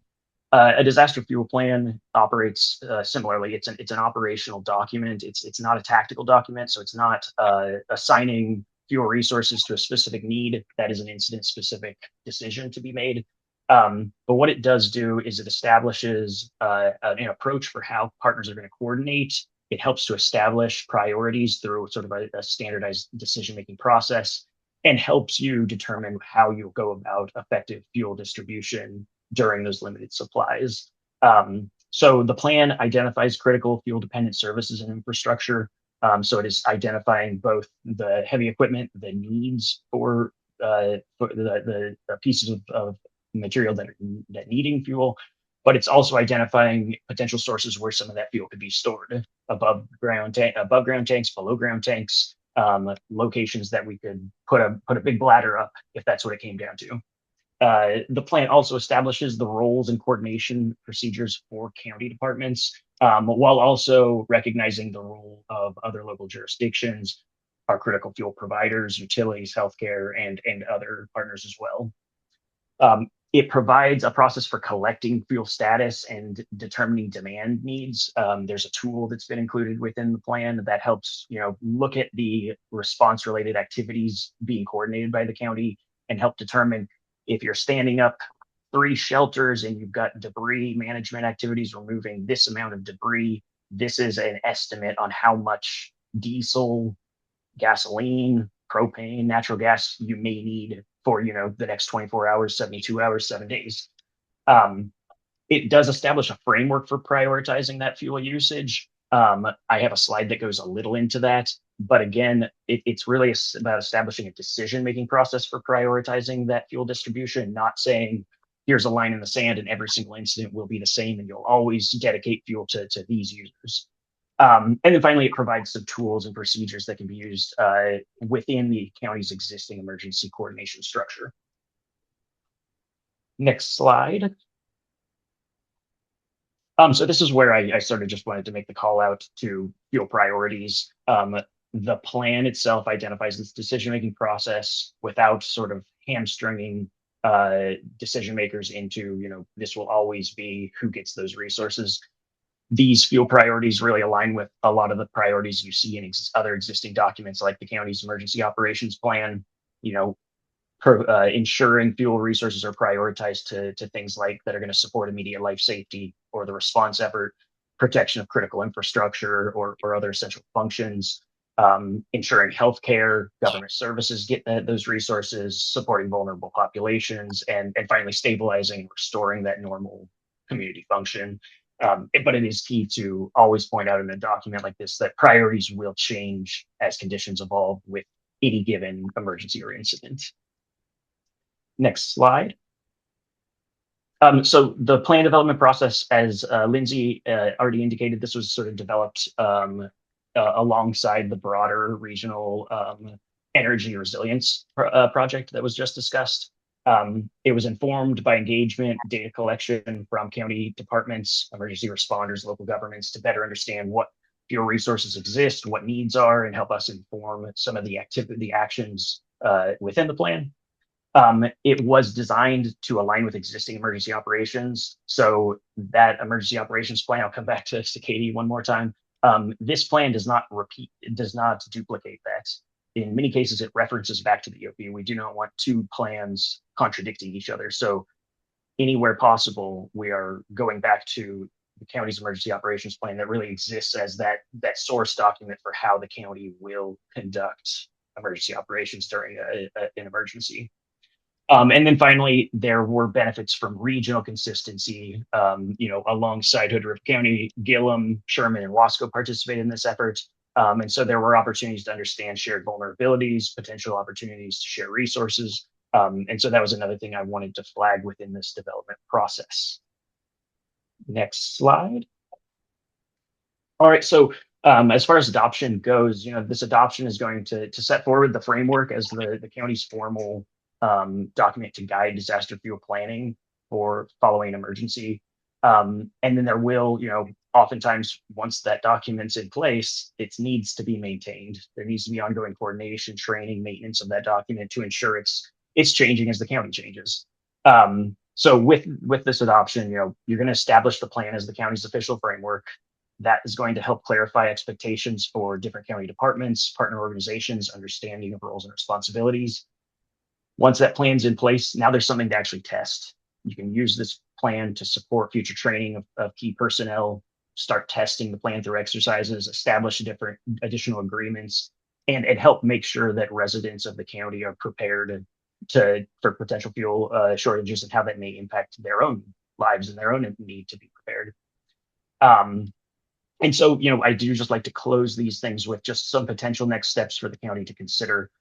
This starts the train going, but potential next steps might look like maintaining the current understanding of fuel providers, make sure that there's ongoing updates to partner contacts. No one wants to find themselves in a situation where they don't know who to contact at a vendor level to ensure they can get access to fuel. Confirming and updating departmental fuel needs and arrangements for accessing those fuels. If we have a below ground tank and there's a power outage and there's no generator, how are you going to get to it? Exercise that plan and that process on an ongoing basis. I do recommend looking into additional agreements, pursuing backup arrangements for the procurement of fuel should your primary vendors not be available. And then finally, making sure that the plan is a living document. It has defined cycles of review. And anytime there is an incident or an exercise, you look back on lessons learned and look to improve the plan moving forward. And I believe that is my last slide. Any questions? Do you have any questions? Commissioner Babitz? So I'm having a little trouble following. So I understand the concept of prioritizing the fuel usage and fuel needed. How can you describe to me what the link with retailers looks like? Most fuel comes to us through retailers. And you talked about maintaining contact lists with retailers, but what level of control do we have over that to make sure that this plan is actually implemented, that the priorities are obeyed? So the plan outlines sort of the process for engaging with those retailers as your first point of your first option. You want to go to your vendors and see what types of fuel resources are available and get a sense from them on when that supply is going to dip down. The plan then looks towards outside support. Primarily, that would be, if you find yourself in that kind of situation, it's likely that the county is going to declare a disaster, and then you primarily be going through the state. The state of Oregon Department of Energy has established a state fuel action plan that outlines the very specific forms and tools they need to be able to support the counties in pushing fuel back to them. So it starts with that conversation on the vendors and then escalates up to procuring those resources at the state level.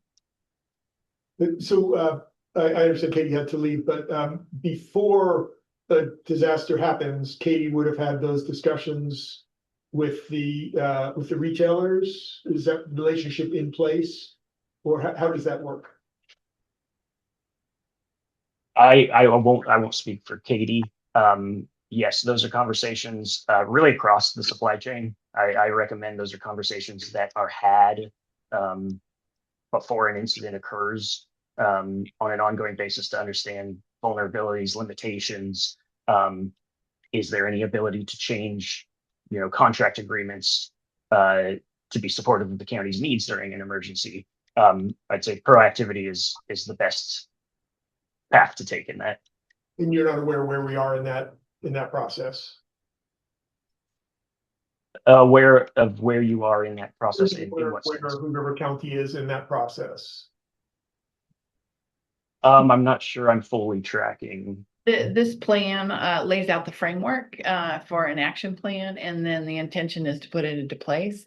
I would say that the method during an emergency of ensuring fuels delivery is part of a normal emergency operation. So I think it's an expectation. So this plan just might be reiterating what is an expectation for how we operate. Right, and it'd just be helpful to me to understand, to what level we already have, had the conversations with the various, there are certain folks who we have, more direct control over, and other folks who the retailers, you're not going to have any direct control over them, so I'm just, I could use some additional information on how that discussion has happened and what's going to happen if we have a disaster declared or an emergency declared. And the vendors were incorporated into the engagement process during this effort. So there is content within the plan that is informed by vendor limitations, vendor constraints. And what I'd say is, moving forward, those conversations should continue on an ongoing basis as constraints, limitations will change. I'm sure that I'm sure that the right people were involved and had the right sort of discussions, but what we know from what we've seen just in our limited experience with I-84 closures, having had the discussions and actually having a plan operationally function are two different things. Yep. And I know that that's not your job, so thank you. Well, we're being asked to adopt this resilience plan, Yes, so. yeah, I'm fine with that. I'm just asking the next step beyond this resilience plan. How prepared are we to operationalize it? And we can bring that information back. Yeah. Any further questions? Is there more to the energy presentation, or was this mostly about the fuel? This is all we brought for the presentation. You're done. Yeah. That's all you brought out of it? Okay, Yeah. all right, because I noticed it was at the end. It's a great presentation. Thank you. All right. Very good. Thank you very much. You've answered all our questions. And the next thing we will do is our committee interviews. Somebody tells me. Okay, Sounds good to me. so we only have two of the people listed. I'm Right, sorry, I just, delaying one of them for the next meeting. so, which one are we delaying? We're delaying the ambulance service area. Oh, okay, so we have a lipstick applicant. Yvonne Trinidad Escoco. Is he here? I'm looking online. I don't have them online, and I never got a response to the emails that I sent. Okay. Okay. So the other person that we have is Corey Hoffman for the Forest Recreation Trails Advisory Committee. Hi, Corey. Hello. Thank you for coming. Yeah, thanks for having me. Let us know, have you been on the Trails Committee already? You are. I am, yeah. So you're just looking to be reappointed? Just switch, basically, yeah, moving roles. Yeah, I'm a member at large right now for Hood River County. I've been about, coming up on 2 years. And I'm also a trail adopter and trail builder for the equestrian group. I've taken on that massive project of the equestrian runner hiker trail that goes from Family Man to Bins Hill. And so in Hood River, I ride motorcycles, I ride mountain bikes, I ride horses, I trail run, and I love Post Canyon and our trail network, and just happy to continue to contribute to advancing it and collaborating with all the different user groups. Did you ever complete that draft? I'm still working on it. Yeah. Yeah, One of the we're meetings on we it. first started on. Right, yeah. So that, I mean, it's been on the map for 15 years now, and I took it over 2 years ago. And we're getting close. This year, we're gonna finish our way up to Bins Hill. Yeah, so hopefully soon. Yeah. I think it's important that people know this is a superhuman effort that you put in on this. It's really quite amazing what you've accomplished in Thank you. 2 years you've been working on it. I know it sort of sat and languished with little fits and starts for quite some time. And Right. Corey came in and injected a huge amount of energy into the whole thing, and suddenly dirt starts flying and trail gets built. Yeah. And it, not only the physical labor, but a lot of it for me was just bringing together the different user groups. with the mountain bikes and horses, and it's like, how can we all get along? In fact, I ride my horse up into Family Man on a regular basis to make it, here's horses. My horse can get used to bikes, and bikes, here's how you interact with horses when you see them. So just to, bridge the gap between the different user groups. What kind of horse are you riding? I have a paint, A what? paint, Oh, yeah. Great. Well, thank you for reapplying. Sure. A different position. Yeah. Any That's other it. questions? No. thank you. All right. Well, Okay. thank you very much All right. for your service in the past. You're welcome. Yeah, great. Thank you. All right. We will now take a break and we will start our business meeting at 6.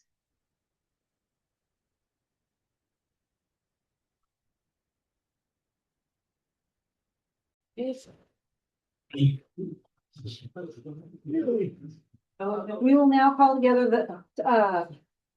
the business meeting for the Hood River County Board of Commissioners at 6:05 on July 20th, 2026.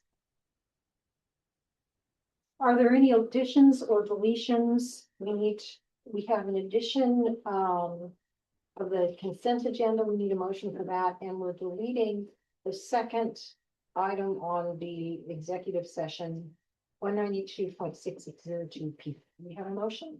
I'm sorry, could you say it again? What are you? In addition, we are going to add the consent agenda.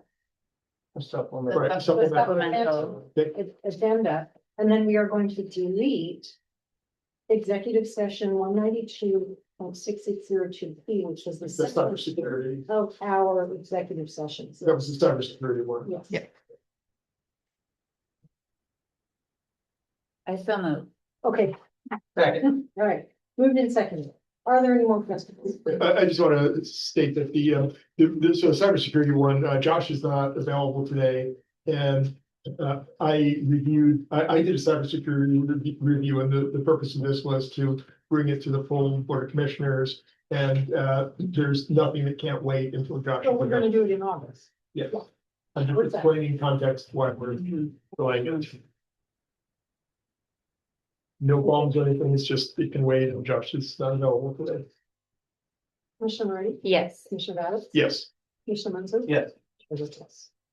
Are there any conflicts or potential conflicts of interest amongst us? Hearing none, and I believe we have some public comment, is that right?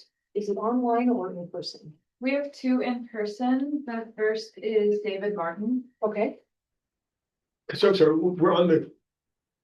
What are we on now? Public comment. Public comment. we're on public comment. Okay.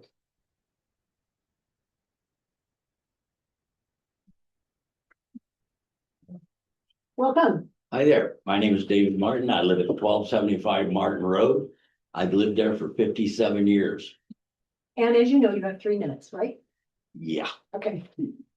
well, basically, I'm here to let you know that your county planner declared Martin Road a public road. And the 14 residents that live on there really don't agree with that, because the county has never maintained our road. They've never plowed it. They've never done anything to it. We've done it all ourselves.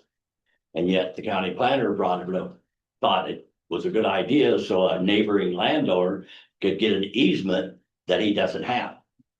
And right now we're fighting it.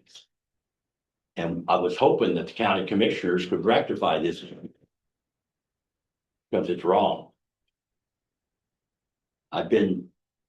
It's been 35 years since I've been before the county commissioners. I fought for 7 years, 4 months, and 18 days to make sure that Indian Creek Golf Course happened. It was a heck of a legal battle. But is there anything that you guys can do about this issue, or were you aware of it? We are aware that there is an issue, and the information that we have leads us to believe that it is a public road as opposed to a private road. And I understand that you have a different difference of opinion, and so this is your opportunity to explain why that is to us. Well, what happened was Klein and Associates turned the wording around in the deeds, and I read every one of them. and to make it fit their clients' needs. And they made it sound like that the intent was for it to be a public road, and it never has been that intent. It's been a private road. I know for 57 years. I just understand how, I can't understand how a planner can all of a sudden make it a public road and yet no county maintenance.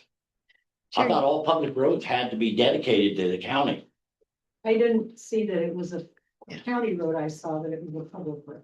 Chair Ewer, I think Eric Walker is here. He could provide a clarification if you wanted to do that, or we could bring the information back to a future meeting. Let's do I that. think it is a civil matter versus a public matter in this regard. And so there is a dispute between neighbors is my understanding. And if Eric could clarify if I got that correct? Correct. That's correct. Okay. But you are welcome to tell us your concerns with it. Absolutely. Well, basically, somebody's taken a right from the rest of the neighbors that he doesn't deserve. And that's just not right. Understood. We hear you. And thank you for bringing it to us. So you're not gonna do anything about it. It's a civil matter. We will learn more about it. Okey dokey. Thanks. Thank you.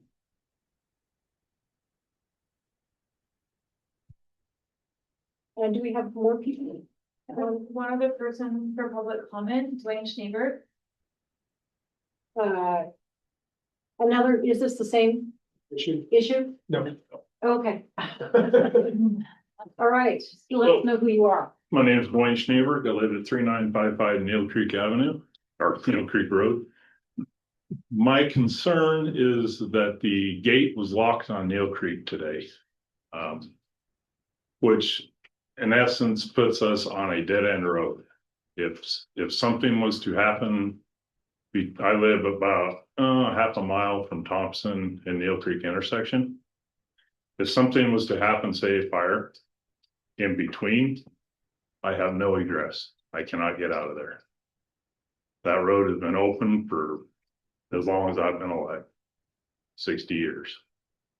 Today it was locked up due to fire danger. I went over and talked to Greg Borton and asked him if he had a key to the gate. Nope.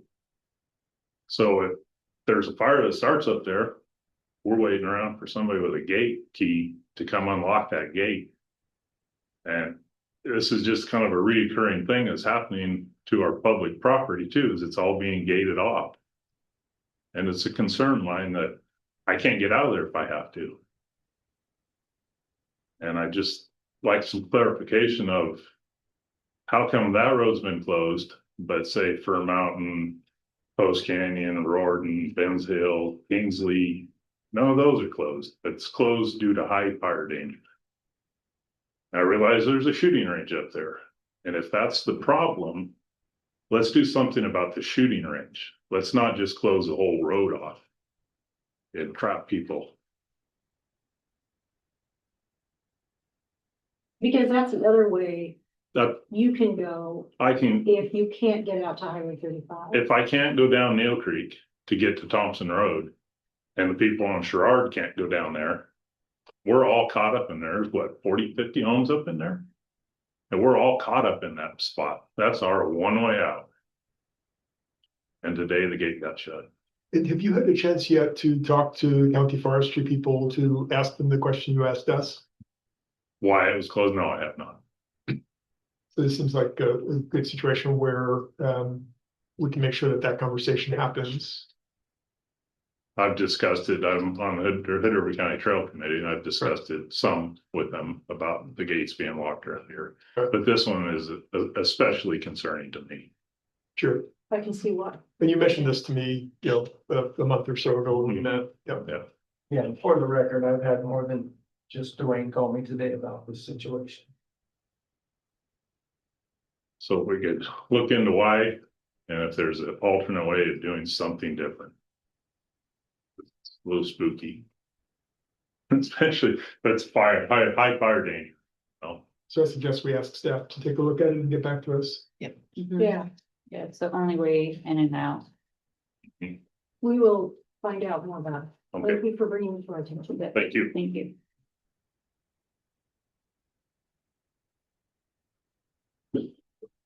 So we'll revisit that. Yes. Let's start with, is there any more public comment? No. More, okay. Administrators report. Good evening, commissioners. I think a number of our items were shared through our various quarterly reports. Obviously, we had the Baker Tilly update. We'll look forward to a longer meeting on that on August 3rd. I did want to acknowledge the letter on the consent agenda to the governor and our federal representatives in regards to the response to the pear growers declaration. I think I particularly was thankful for Nate Stice, who I think coordinated a great effort there, and we are thankful for that. I'm sure many of our board members are aware that on July 7th, the Oregon Public Utilities Commission held a hearing in regards to Parkdale Water. That hearing resulted in the opening of an investigation. And so we will expect to hear back more about that investigation and the next steps or recommendations from the PUC in regards to Parkdale Water. If I could just jump in for a second, because I was really confused when I started to first hear about this, because we spent so much time talking about Parkdale's wastewater treatment. I just want to make sure that no one's making a mistake I made of thinking we were talking about the same thing. And we're talking about potable water. Right, and I had that wrong in my head, so I It just want. starts out in the water system and ends up in the I've been wastewater system. reminded of this now. End of the system. And I feel like a fool for having been confused, but I was about 20 minutes into a conversation I don't before I think anybody realized, else thinks you're a fool. 20 minutes in before I realized what I was talking about, so. yeah. Yes. Yes, so Thank more you. to come, and just recognition that the county, our public works director had submitted a complaint to the PUC because she was trying to get a response in regards to damage on a county road. And that is available in her quarterly report as well. I wanted to acknowledge and thank the sheriff and his animal control officer, Amanda. We attended the July 13th meeting of the Hood River City Council. And I think we have a good discussion going with the city manager in regards to a renewal of that contract for a longer period of time, and the partnership there for a longer period of time. There is not at this time a discussion about on the county part about revenues for Hood River Adopt a Dog. Currently, what is in the budget is the remainder of the Hukari Fund. And in discussions with the sheriff, it is typical for counties. We have the requirement through our dog control ordinance to have a place to shelter county dogs. And there is a level of service that's being provided over and above that. And typically that doesn't come with additional funding for the organization. They're a nonprofit with resources. We are providing the building and the upkeep of the building, which is a benefit to them. So more to come on that as we bring forward a contract for your consideration. I did want to acknowledge that with all of our grant writing resources, we were the only entity in the state of Oregon to get a build grant. So $1.6 million for the Neil Creek Bridge design. And I think those are the major things right now in regards to my administrator's report. And I look forward to the work ahead that our county has. So. The Uber and Lyft update, I think. We are, yes, on that, the city has completed their contracts. They have heard from Uber. We are waiting for contact from the city in regards to how the county will also be a party to that. It's great. Yeah, yeah. You want to start with your against the Yeah, mine is short. I met with Ms. Robbie Johnson, the director of the juvenile department, and she provided that report today. And that's it. All right. Commissioner Babitz, you want to tell us that water or wastewater? Yeah, mine will be even shorter though. The Community Action Council at the Annex, which is the facility of the Dalles, opened a playground yesterday. A new playground structure that was donated by a local Wasco County business. I unfortunately had another meeting, so I didn't get to enjoy the celebration, but it's just a really important facility so that when folks are experiencing homelessness, that families, we have a side of that facility for families, and that side does, school bus shows up there every morning and every afternoon and takes the kids back and forth, and now the kids have a place to play. There used to be, if you remember the old motel there used to be a swimming pool there, which we wisely covered over and filled in, and now that space in the parking lot has been taken up with it. A really nice park, and we know it's being successful because people driving to town want to know why they can't get a reservation at this hotel. Which would never have been the case with the hotel before. No, it's beautiful. Yeah. Anything else? That's it. I wasn't able to stay the second day of the EOC. Is there anything from the second day legislative? No, that's right. We haven't given a report on that. But I believe we sent along the material. Allison, you forwarded the overall material. Yeah, basically in the morning we met and we simply ratified everything that had been discussed in the meeting that you were at. So the priorities that were listed, I will say a lot of it's very reactive. There's the basic themes of I've wrote it down here. You've got the unfunded mandates and no preemption, which are two sides of the same thing. And a lot of what the Association of Counties does is lobby the legislature to make sure they're not doing things which have effects on counties that they're not understanding or foreseeing. And if you look at the list of things that are our priorities, that covers a very large percentage of the things. Commissioner Mulder, did you have some breakfast meetings? No food. I did attend the same meeting I think Allison was at with the Columbia Fruit Growers Association. And it's nice to see a lot of progress being made on that. I think that there's some people have been working very hard on that, and it's come a long ways, and hopefully something actually happens with it and they can help out the farming community. I also had a great opportunity to go on a helicopter tour of Hood River County by a constituent, and they flew me over all of our pre-farm and gave me their point of view, which at some point I think I can sit down with Doug and show him or give him some of the information that got given to me and see what he thinks of that. Fair is kicking off on Wednesday. It's looking really good. It should be pretty cool. I hope everybody gets a chance to go out there. And if you do, let me know. I should be around. So I think that's it. Once again, it happens during cherry harvest every year. Yeah. It's just the time. I also attended the PUC meeting on Hartdale Water. And have done quite a bit of digging to understand that from the point of view of, well, various people, including Crystal Springs, who's been heavily involved in it. And trying to help with a solution. And Leeds Dice, who is also, as usual, very, very well.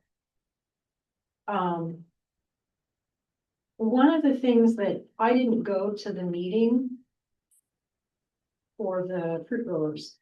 But one of the things that came out of it, it really caught my eye, was, I believe it was maybe in a letter to the governor. She apparently was willing to talk to ODA about derelict orchards. Did I read that correctly? And of all the things that we talked about, that's one of the things that's gotten really difficult in River County, is these orchards that have been abandoned. And so all the pests that we have spent years coordinating to control, and in many cases, these are things where if we all control, you can use a whole lot less chemicals. And all it takes is one little source of especially Codling Law, if you know what those are, and all that work is lost. And so the problem of talking to the landowner and perhaps removing orchard is terribly expensive is something we've talked about before. And it's something that ODA can help with. They've not had the bandwidth or the will to get involved. If this were to prompt them to get more involved in this problem, that would be a great thing that came from this, because we really need someone at that level to assist us. So that is my report. And are they working to provide the legal authority, or what is the level? This is a little bit amorphous right now. So it's not clear, just they understand the problem. Responsibility that they can take and that they can share, and yeah, should they choose to. This and it hasn't. It's a huge problem. So people own property, they're not maintaining the property. We have healthy ordinances against harboring of pests, and state has some powers that Yes. maybe combine with our powers to do Yes. something. And then there's money, because there has to be, it's one thing to say, you can't keep doing this, but then what's the alternative? Because if you put a lien, then maybe you don't get feedback for a long time. And if the orchard actually needs to be removed and they're willing to have that happen, but they can't afford it, Right. that's kind of where the rubber meets the road is. I mean, in many cases, it's one of the short version. Right? Yeah, I believe there's just a lot of people that kind of gave up on farming, and the trees are just standing there collecting pests. And there's in the affecting their middle, neighbors. and they're in the middle of places where everybody around them is continuing to farm. Right. So. All right, that's it for our quarterly reports. So the next thing is consent agenda, and we need a motion to accept consent agenda, including the 3 items in the supplemental. So there's a question of conflict of interest. So on the consent agenda, we're scheduling the appeal, right? Is there a do people have, does conflict of interest apply in simply scheduling of the appeal? It does not. Okay, never mind. Okay. I move that We we have- accept the consent agenda as amended. Second. Any discussion? Commissioner Lancer, Yes. Commissioner Babitz. Yes. Commissioner Lee. Yes. Chair votes yes. Now down to our work session items. And we are being asked to adopt the regional energy resilience plan as presented in accordance with the requirements of House Bill 36. We'll make a motion to adopt the regional energy resilience plan as presented in accordance with the requirements in HB 3630. I'll second. Any discussion? It looks like a lot of good work, and I hope to see, having a plan is great, but actually being ready to act on a plan is something I'm more concerned about, and I hope we get more information. And it's interesting to see the maps of the pipelines and Yeah, where they come from. That was a lot of information. Mhm. Yeah. Yeah. All right. Commissioner Reddy. Yes. Commissioner Babbitt. Yes. Commissioner Wilson. Yes. Chair votes yes. And we have a committee appointment. We only have one. We only have one person to be interviewed. Is there a motion to appoint to the committee, the forestry committee? No, I'm sorry. Yeah. It's the recreation trails. It's the rec trail. What position is Is it? Corey, is For Hoffman. right up and moving from the at large to Single track moto. to single track. Okay. motor. Oh, okay.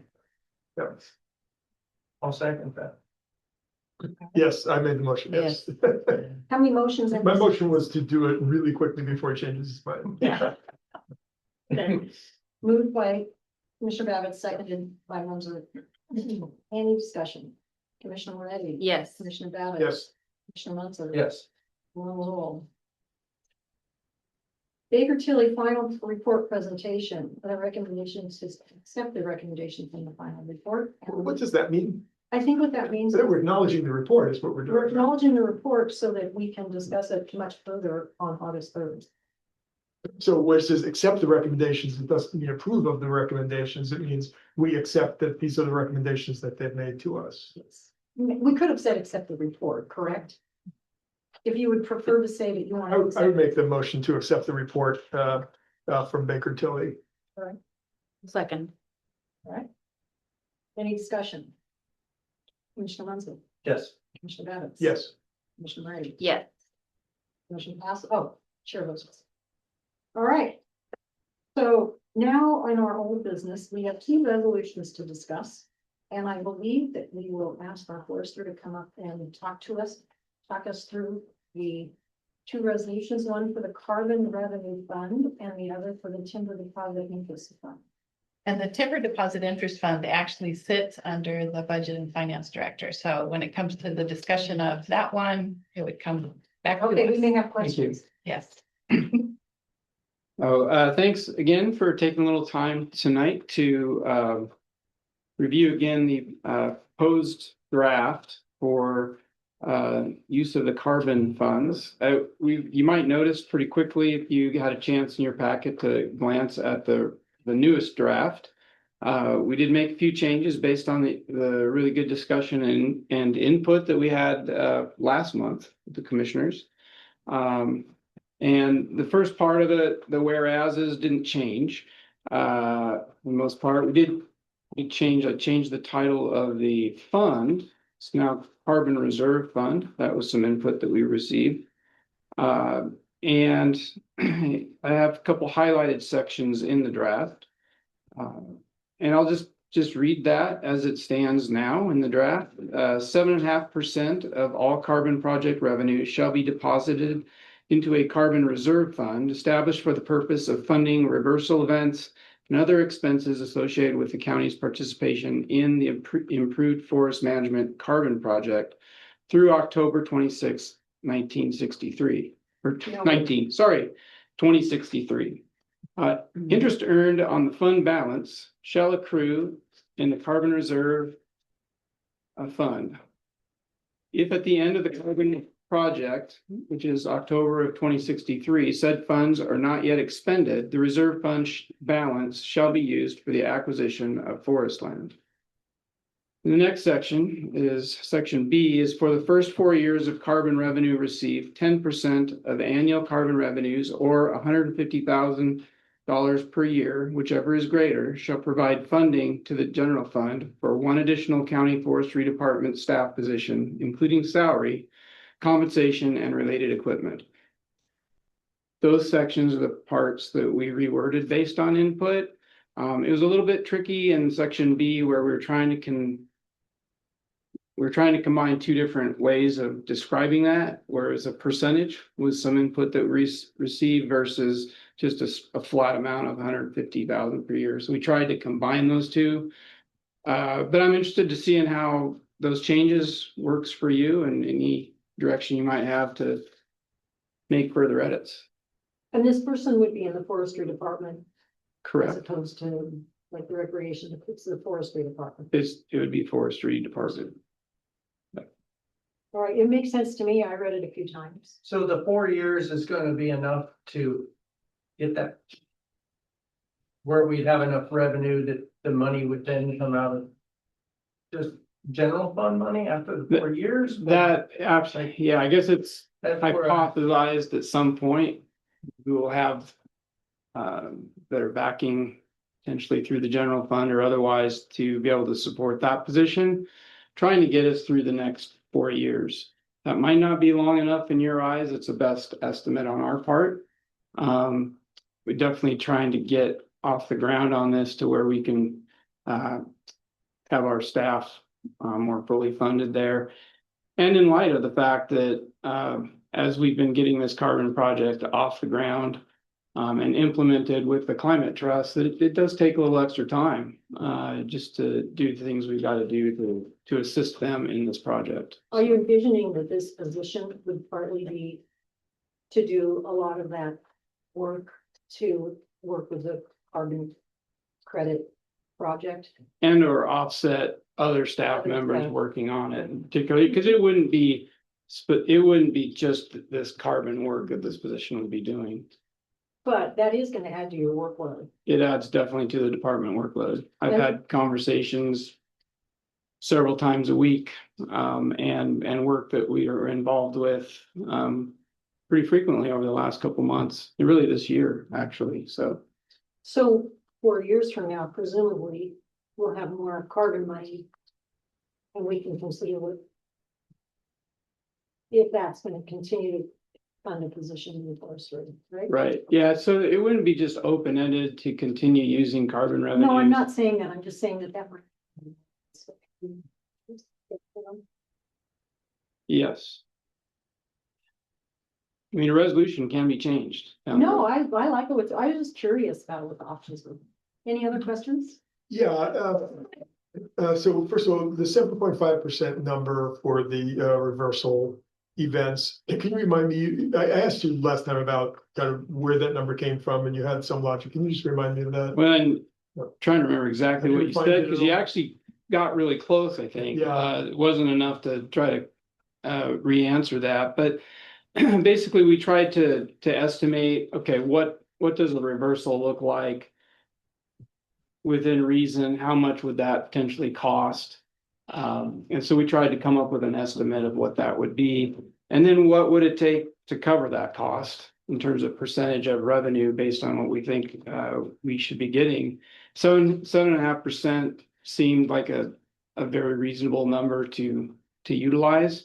10% seemed high. There's no, there's no real answer. It's kind of like Any best insurance. practices, is there any analysis that's been done industry-wide? I mean, you talk to other foresters. Right. If another forester saw this. This is pretty unique, and I would say unique to us, Okay. potentially. Everybody that does a carbon project, they may or may not even do this at all. Right. And so, but my comfort level such is, and I'm a little bit defensive on it, is that I think we should be protecting ourselves against a potential reversal. Right.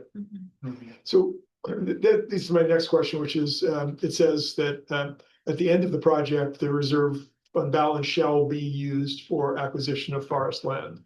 Why wouldn't we leave the option of keeping reserve funds for basically insurance against forest losses? Well, at the end of the, I mean, the Because purpose of this.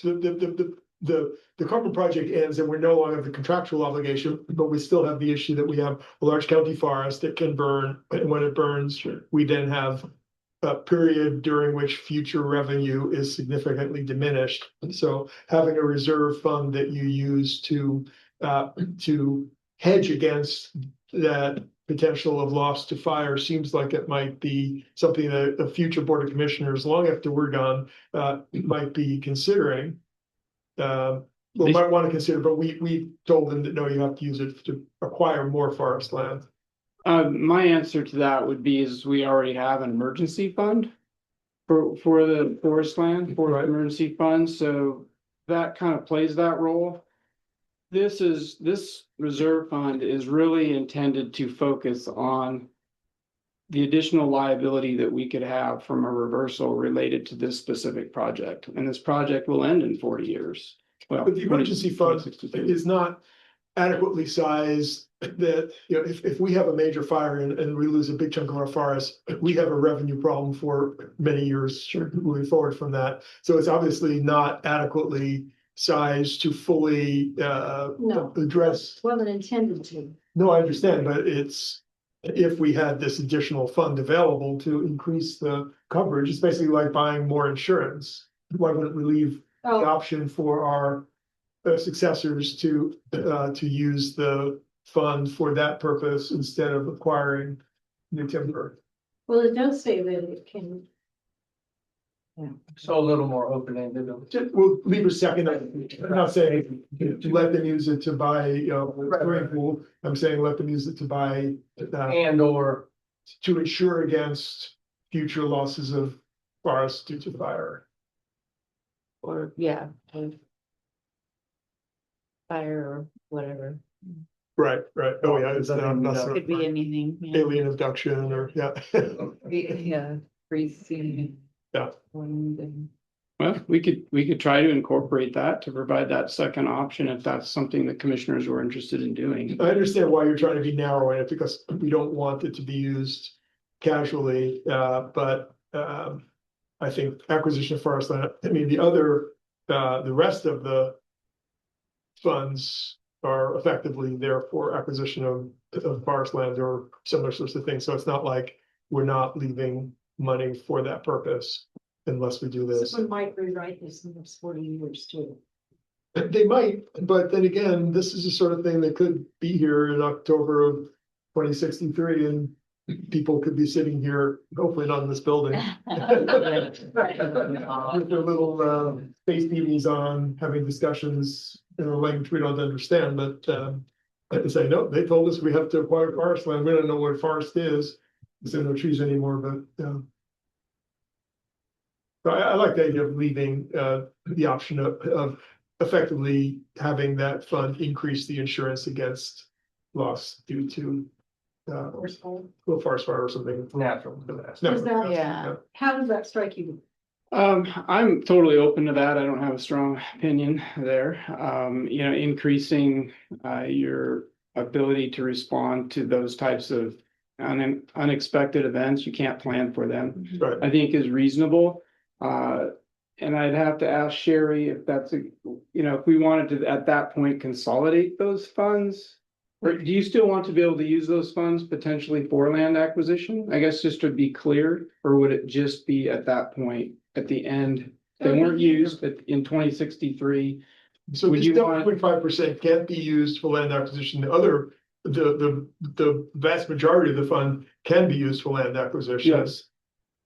And so at the end of it, when you're closing down this fund, because you no longer need the insured reversal associated with the carbon project, you still may need the ability to mitigate catastrophic loss. Yeah, and so I'm just thinking in terms of operationally, how we track the funds, then at that point, no longer have to worry about liabilities of the carbon project, i.e. reversal, but could we consolidate that fund into the forest emergency fund at that point? Yeah.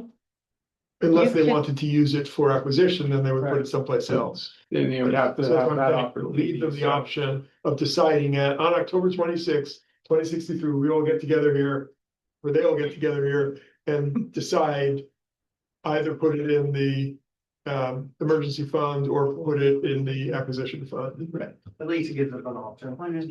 Sure. And I'm open to trying, we can wordsmith that a little bit for the next meeting to try to accommodate that, and I'll bounce it off of Sherry to make sure it makes sense there. We can bring it back to you. Yeah. And then what I wasn't following on the discussion of the first 4 years, revenue 10%, 150,000 a year to pay for staff position. Did you say that you don't think that position is necessary beyond the 4 years, or do you say that you thought there was going to be other funding after that? I guess we anticipate that there would be additional funding by then. From Now what kind of that's source? just a stab, really. Right, But there's nothing, I mean, your guess is as good as mine. But you give specific You language. should came up with 4 years. So you didn't start. So it wouldn't be indefinite. I mean, most of the revenue will come in over the next 10 years, expected 10 or 11 years. And after that, there won't be more revenue coming in anyway. So at some point it won't be coming in. So this is not a long-term, I mean, 10 years is pretty long, but it's not a permanent revenue source. That's one thing I guess I want to Why imply. would we do it for the length of for the expected length of the need of that position? Right. I mean, as long as, I think the most of the work is gonna be within the first 5 years. There will still be some work out past 10 years, but it's going to diminish in general. These first few years, and what I'm gathering is where the most of the effort is, until you really start selling credits routinely. People start to, you get people that want to buy them, basically. You develop that market is developed, basically, and so it's easier to sell, and also the process to track and go through all the validation and work with the climate trust. Right. that pattern is completed and it kind of smooths out. Right now, we haven't seen that yet, and we don't really anticipate that to occur for a few years. So 4 years gets us past that point. However, part of the impetus of doing this was to give us the ability to kind of get back a position we just lost last year too. Right. And help cover that. So I'd like to propose a different way of looking at this. So first of all, the 10% piece of it, I think, doesn't mean anything. It's, you need 150,000, you need roughly 150,000 to cover a position plus all the associated costs with it. And you need it until you don't need it. So why wouldn't we instead say that you know, have a broader time and say that up to $150,000 per year is available from these funds to fund this position for, you know, the first 10 years or some other period, which pretty much covers the expected life of it, but not requiring it to be 150,000. But so in other words, if the workload drops off, it can become a half a position, it can become a quarter position, and that'll be a budgetary decision. To me, 4 years is probably the amount of time. If $150,000 means a position, 4 years from now, it may not anymore because of inflation. So to me, leaving it at 4 years and then discussing it for 4 years, if you want to continue it and where the money is going to come from and having to justify it again. You know, I mean, to me, that makes sense. But again, I mean, we can do it the other way too, but I'm not sure that only $150,000 in 10 years, that $150,000 isn't going to really. Well, so we could leave the number out entirely, but we should, the concept I'm trying to get across is that we should cover the expected life of the need of that position, as opposed to saying, we're gonna, you know, we have all these things where we get funding, it funds it for a little while, and then the funding disappears, and then we have to figure out a different way of doing it. And we start cursing people, and Sherry's giving me this look, we start cursing people for setting things up this way, and here we're doing it ourselves. So let's not do that. After 4 years, it's not needed. Then we don't fund it. So I just changed the wording so that the out of the carbon revenue received, that we authorize the transfer of the amount necessary for this staff, that we authorize that to be transferred to general fund, and but this is Without a number. without a number as needed. But are we leaving that too open-ended by doing that? Well, what's gonna happen? It was a little open-ended for me, but. Well, the thing is we can have a different folder stir and. Well, it's intended for a single position. Right, where you need to put some, there needs to be some, As, Up to 1 FTE. yeah, but, as needed to administer this program. Yeah. right. So make it specific about what it is. Yeah. It's administering this program, and then I think we're good. Because again, you're creating the job that could turn into something else is what I'm getting at. Like it needs to be For this, yeah. catering to this specific. And now how many use years are we authorizing for? As as needed, but then. you could put a 10-year ceiling on it, but I don't want it to be I want it to be a ceiling that is after the job, after every reasonable expectation is that job has tapered off. And when you say up to 1 FTE, then it could be part-time. Right. All right. Well, it sounds like there's a consensus for that. How does that sound to you? I think that can work. I just think that we don't want to have it completely open-ended. I think you're doing that. You know, and the majority of the money, carbon revenue specifically, will still be going toward land acquisition, forest land specifically. So I think those goals are being met as that we set out to do. So, and there's multiple paths to doing it, but I think this is going to get us pretty close. We'll try to redraft this and bring it back to you next month. I just don't want to see in 5 years, we have a person sitting in this position, we need this position, and we're trying to find general fund dollars to fund it. Right. Yeah, but we can go back and revisit this at the same time.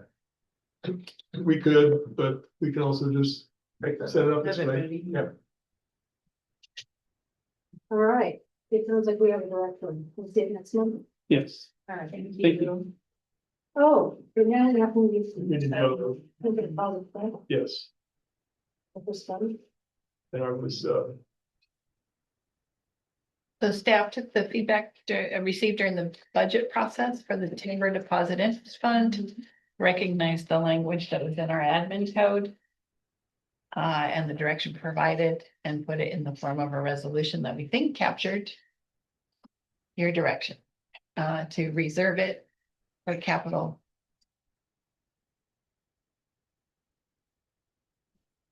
and so here, what I read makes sense technically. I was wondering, the purpose of putting this resolution in place is more to educate future commissions on what the issue is and what the expectation is. And I felt like this was a technical explanation without the narrative. I'm just sorry, I was just trying to pull it back up. I'm having a little trouble here. But I felt like there was a little more need for narrative. And the whereases. Yeah, I'm not sure. That's why I like I said, this is running really slow and having The trouble purpose. catching up. The final two whereases identify that the board wishes to clarify and restate the policy for the use. And that the last whereas the board has identified the county needs a fund reserve for one-time capital expenditures in order to strengthen the county's long-term financial sustainability. Yeah.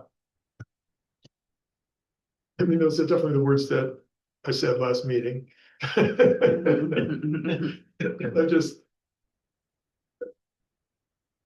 can't put my finger on it, but I feel like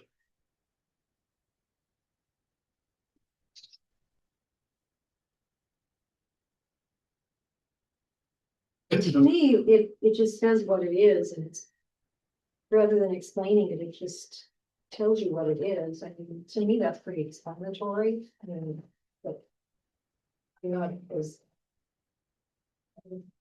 maybe not as enthusiastic about it, more explanation rather than just the facts as they would be.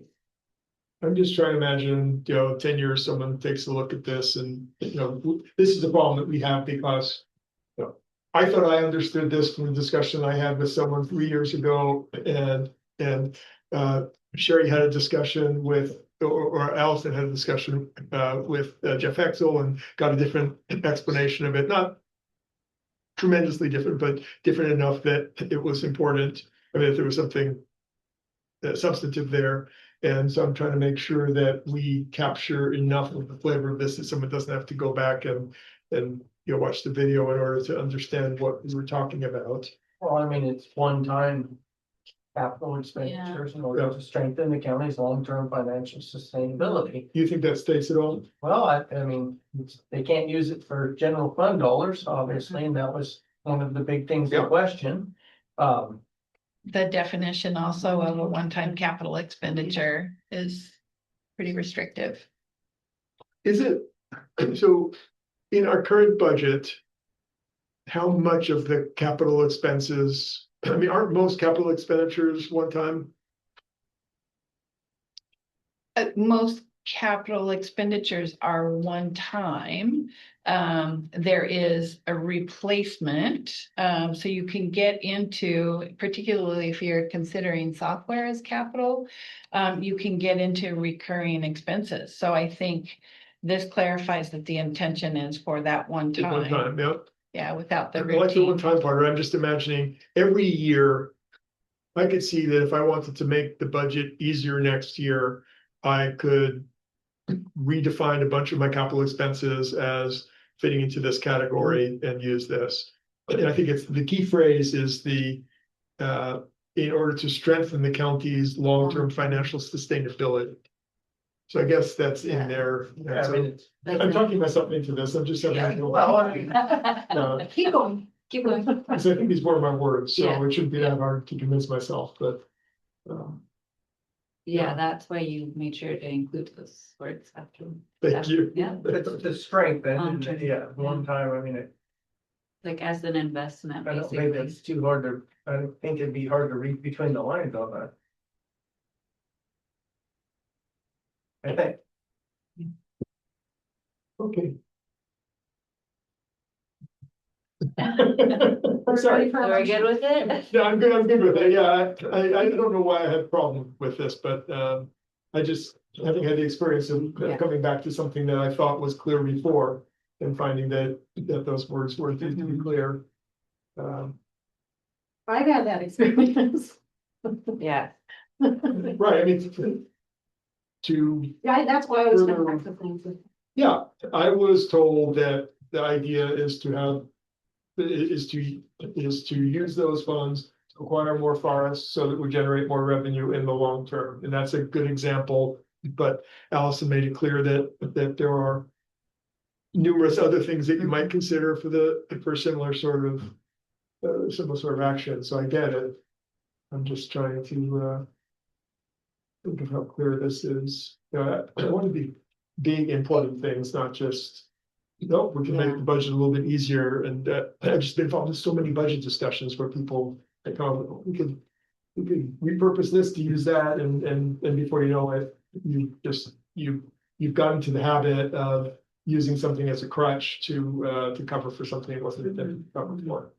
And This seems pretty clear. Let's just hope that people are smart enough not to do that.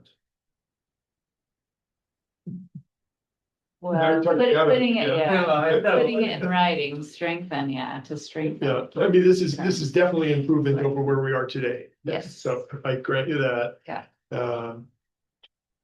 This is a resolution, right? This. Yeah. Yeah. And the one line that is the most important is that. Yeah. Could I request that we sit on this one more month? I think this is probably fine, but I want to think about it one more month. Anyone have a problem with that? No. Thanks. Just one. Just one. Okay. Very good. Yeah, I'm just scratching my nose. So it's You done good the first time. something bothers me and I don't know what it is, but we're gonna be spending this between now and then. The next thing that we're gonna take up is the City of Hood River meeting requests. Yes. And our presidential is. So in your packet, you have a draft letter. I think there was the request at the last meeting to request a meeting of the city council joint meeting with the board. So does this letter meet that intention?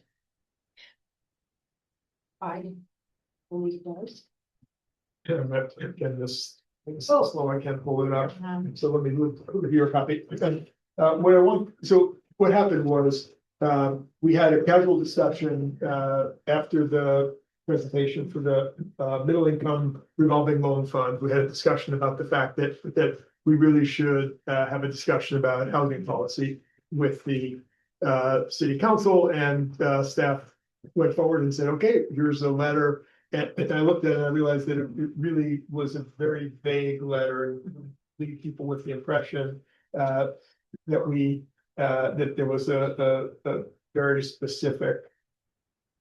There were several specific things we wanted to talk about. And the thing that I thought was most important was, as I reviewed the discussion, as I reviewed all the stuff that's bouncing back and forth on this, if you look at the presentation that Will Norris made, if you look at the graph that he presented showing the number of housing units developed over the past 10, 15 years. Yeah.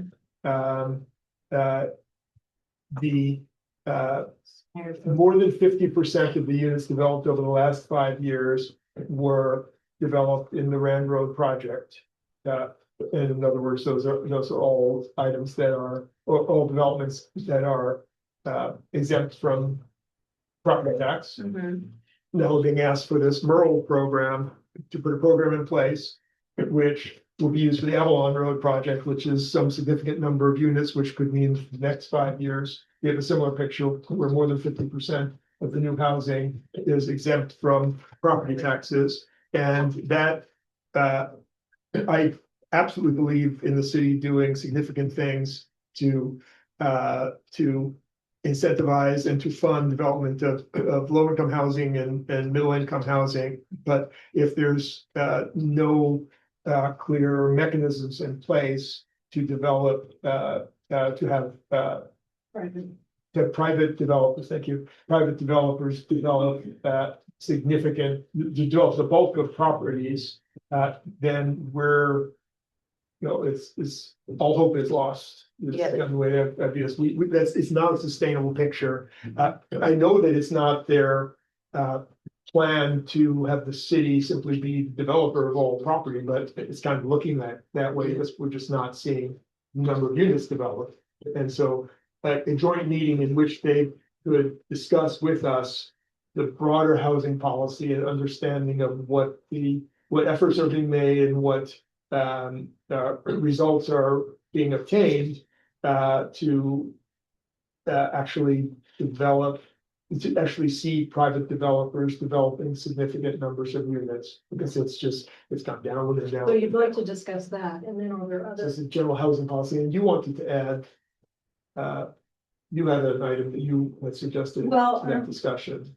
I don't remember what that was, but. It was a really good one. Well, then there was also the fact that we've been talking in the Baker Tilly report about consolidating. Yes, Consolidation of services, is that what you were? referring that to? was it. Yeah. So, I mean, rather than calling those out, it seemed like having a general letter that we could bring up both of those topics. As long as we discussed it here, Yeah. I'm sure that Abigail's watching, she can, tell them what we Yeah. talked about.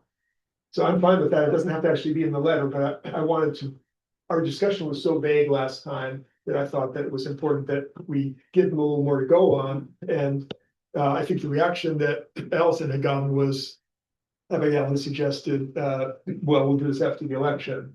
And I think that these are discussions which should not wait. And frankly, they should be subject to the election, in my opinion, but I don't see that we can wait 6 more months.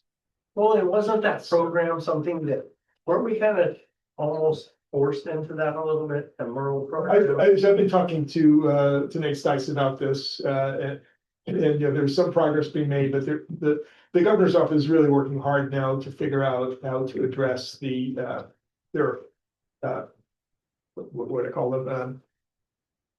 It wasn't fully baked by the legislature, so there are things where the governor's office has gone to the Department of Revenue and they've given their interpretation of some things, but it's all really still very messy. And I guess I don't see Brian here, but I suspect that if Brian were here, he would say that he still doesn't know what to do to implement this. Right. So there's more that has to come there. And it seemed like it was gonna be a burden on our assessor. You pointed out that there's we're assigned $8,800 out of this whole thing for all the times associated with setting this up, which may make sense for the 5th or the 6th one, but this is the first one. We don't know if there will even be a second one. Right. So the first one will result in us spending, tens of thousands or $100,000 worth of Brian's time in developing. And I think you made a really strong point there, and that left me sort of questions. Okay, wait a minute. So what is going on here? And it was presented to us. We were supposed to be consulted on this as part of the legislature. The legislation required that we be consulted. They passed their ordinance without consulting with us, and then came to us for the consultation afterwards. So I don't think it's inappropriate for us to identify the things that could be done differently or should have been done differently. And if you recall, what I pointed out last time was urban renewal has built into it limitations, so that urban renewal can't wind up being your entire property base. Right. This has no limitations whatsoever. So their argument is, well, it has to be enough for profit, so it can't be everything. But if you look at the numbers, like, well, that seems to be more than 50% of what you're doing now, which is wholly unacceptable from a, we have the we as the Board of Commissioners have a responsibility for the integrity of the tax system. Yeah. Right, so we have to make sure that all the districts around here, when they need to raise funds and they go through the proper processes, that they can add things to the rolls and that will actually generate tax dollars and those tax dollars can be used. And we had a similar discussion when the Parks and Rec wanted to use a district, wanted to create a new district and build capital levies into that district, which could generate long-term compression problems for all the districts. And we put our foot down on that. I'm not sure which who were here. Yeah, okay. So we had serious concerns about that. I think this is another case where it's not just the county, the dollars for county governments, the dollars for all of the districts that will be affected by significant portions of the housing being exempted from taxation. So we need a broader policy to explain to us why we shouldn't be worried about that. Right. And then the topic of annexation came up and it's been. Well, that was an example, here. right. Yeah, the example. That was an example of something which I pointed out that I thought be a way to incentivize or to spark some additional Yes. Private sector Yeah. development. And you believe the meeting should be sooner than later? Yes, Thank you, yes. I agree also. I don't, let me just say specifically, I don't think we can wait until after the election. Yes. I think that, you know, the governor's office is waiting on the roll. What we're warned about is if we don't move forward on this, that money may disappear. That, I think that's a legitimate fear. I don't think they're just, fear-mongering there. But I'm not ready to move forward, not knowing, that there's more to the city's housing. A broader plans. picture. And because of the Baker Tilly report, our priorities and their priorities are aligned really. We should talk about them sooner rather than later. Well, they're getting ready to do two bond, Right. two ballot measures. One on facilities for law enforcement. And you might ask if we're considering any form of consolidation in law enforcement, maybe you want to think that through Yeah. before doing a bond for that. And the other one is housing related. And again, if this is promoting promoting public sector housing, where's the matching private sector housing so that we actually still have a tax base that's paying into the functioning of all the rest of government. Yeah. And again, I don't want to make it sound like I'm, against spending public funds on housing. I absolutely think it's a piece of the solution. I just need to see the It has to be broader diversified picture. housing also. It can't just be. On that note, I did want to mention that I forgot to mention it during my meeting with Mid-Columbia Housing Authority. I got a report on the applications for Mariposa Village. So for the 120 something units that are available, there was a total of 787 applications that came in. But what surprised me was that 153 of them were requests for studios. 300 of them were for one bedroom. So 453 were for basically a studio or a one bedroom. So we're looking at single folks or couples that are looking for apartments. 212 were for two bedrooms. 122 were for three bedrooms. So that's not the distribution you would expect?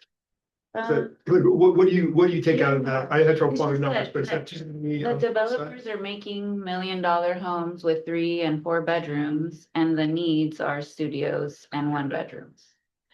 And you think that's across the board with both the population that's trying to get into Mariposa and also the people that want to move to the river? yes, homes yeah, in I the think there's a lot of young professionals who are here and They want small. yep, they aren't having kids. We know that folks aren't having as many kids as they used to with school registration rates, but I was just looking at, 60% are one bedroom or studios. Right, so we know, so the census department does, the American Community Survey, ACS, is that the right acronym? Yeah, the American Community Survey, they do on the 3s and the 7s, so 2023, 2027. And the last one that I looked at showed that our average, or I'm not sure it was median or mean, household size is a bit more than a bit below the statewide average, so we do tend to have smaller. Yeah. It's kind of interesting, because I think if you look at the average, it's below, but we actually, I think, have a funny distribution where we have either big families or very small families. And so that seems to be backing that up, that it's the single person needing a place that is applying here.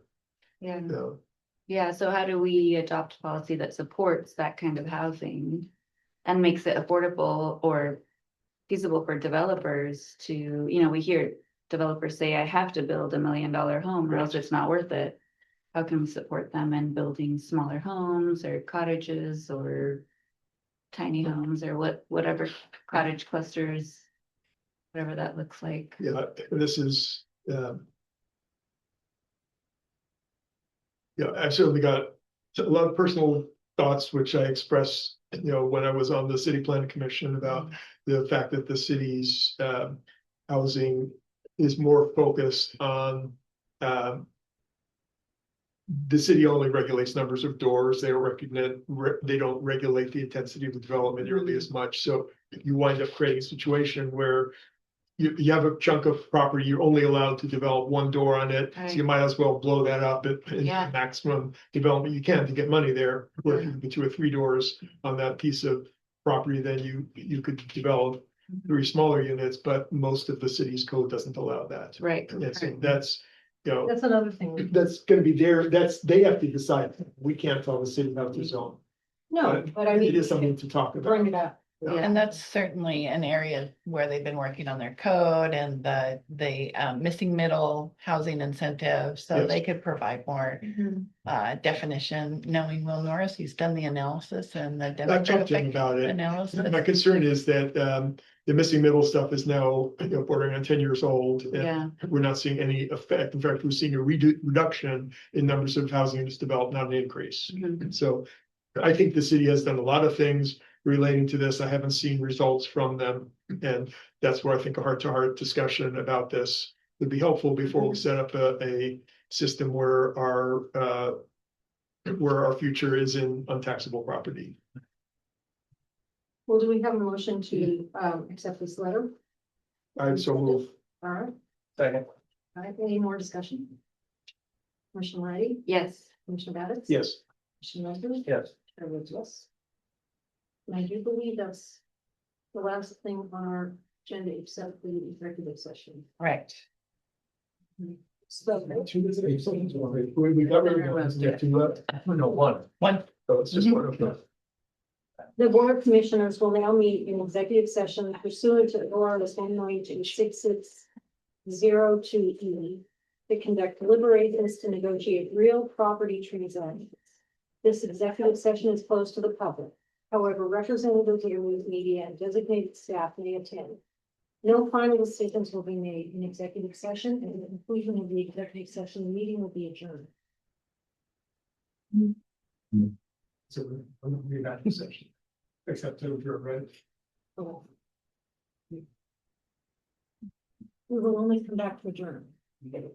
Or we can, that the meeting will adjourn when we're finished. That's what I said. Yeah, The meeting will be adjourned. Okay. yeah, unless we have expectation that actually. No. May turn the recording off.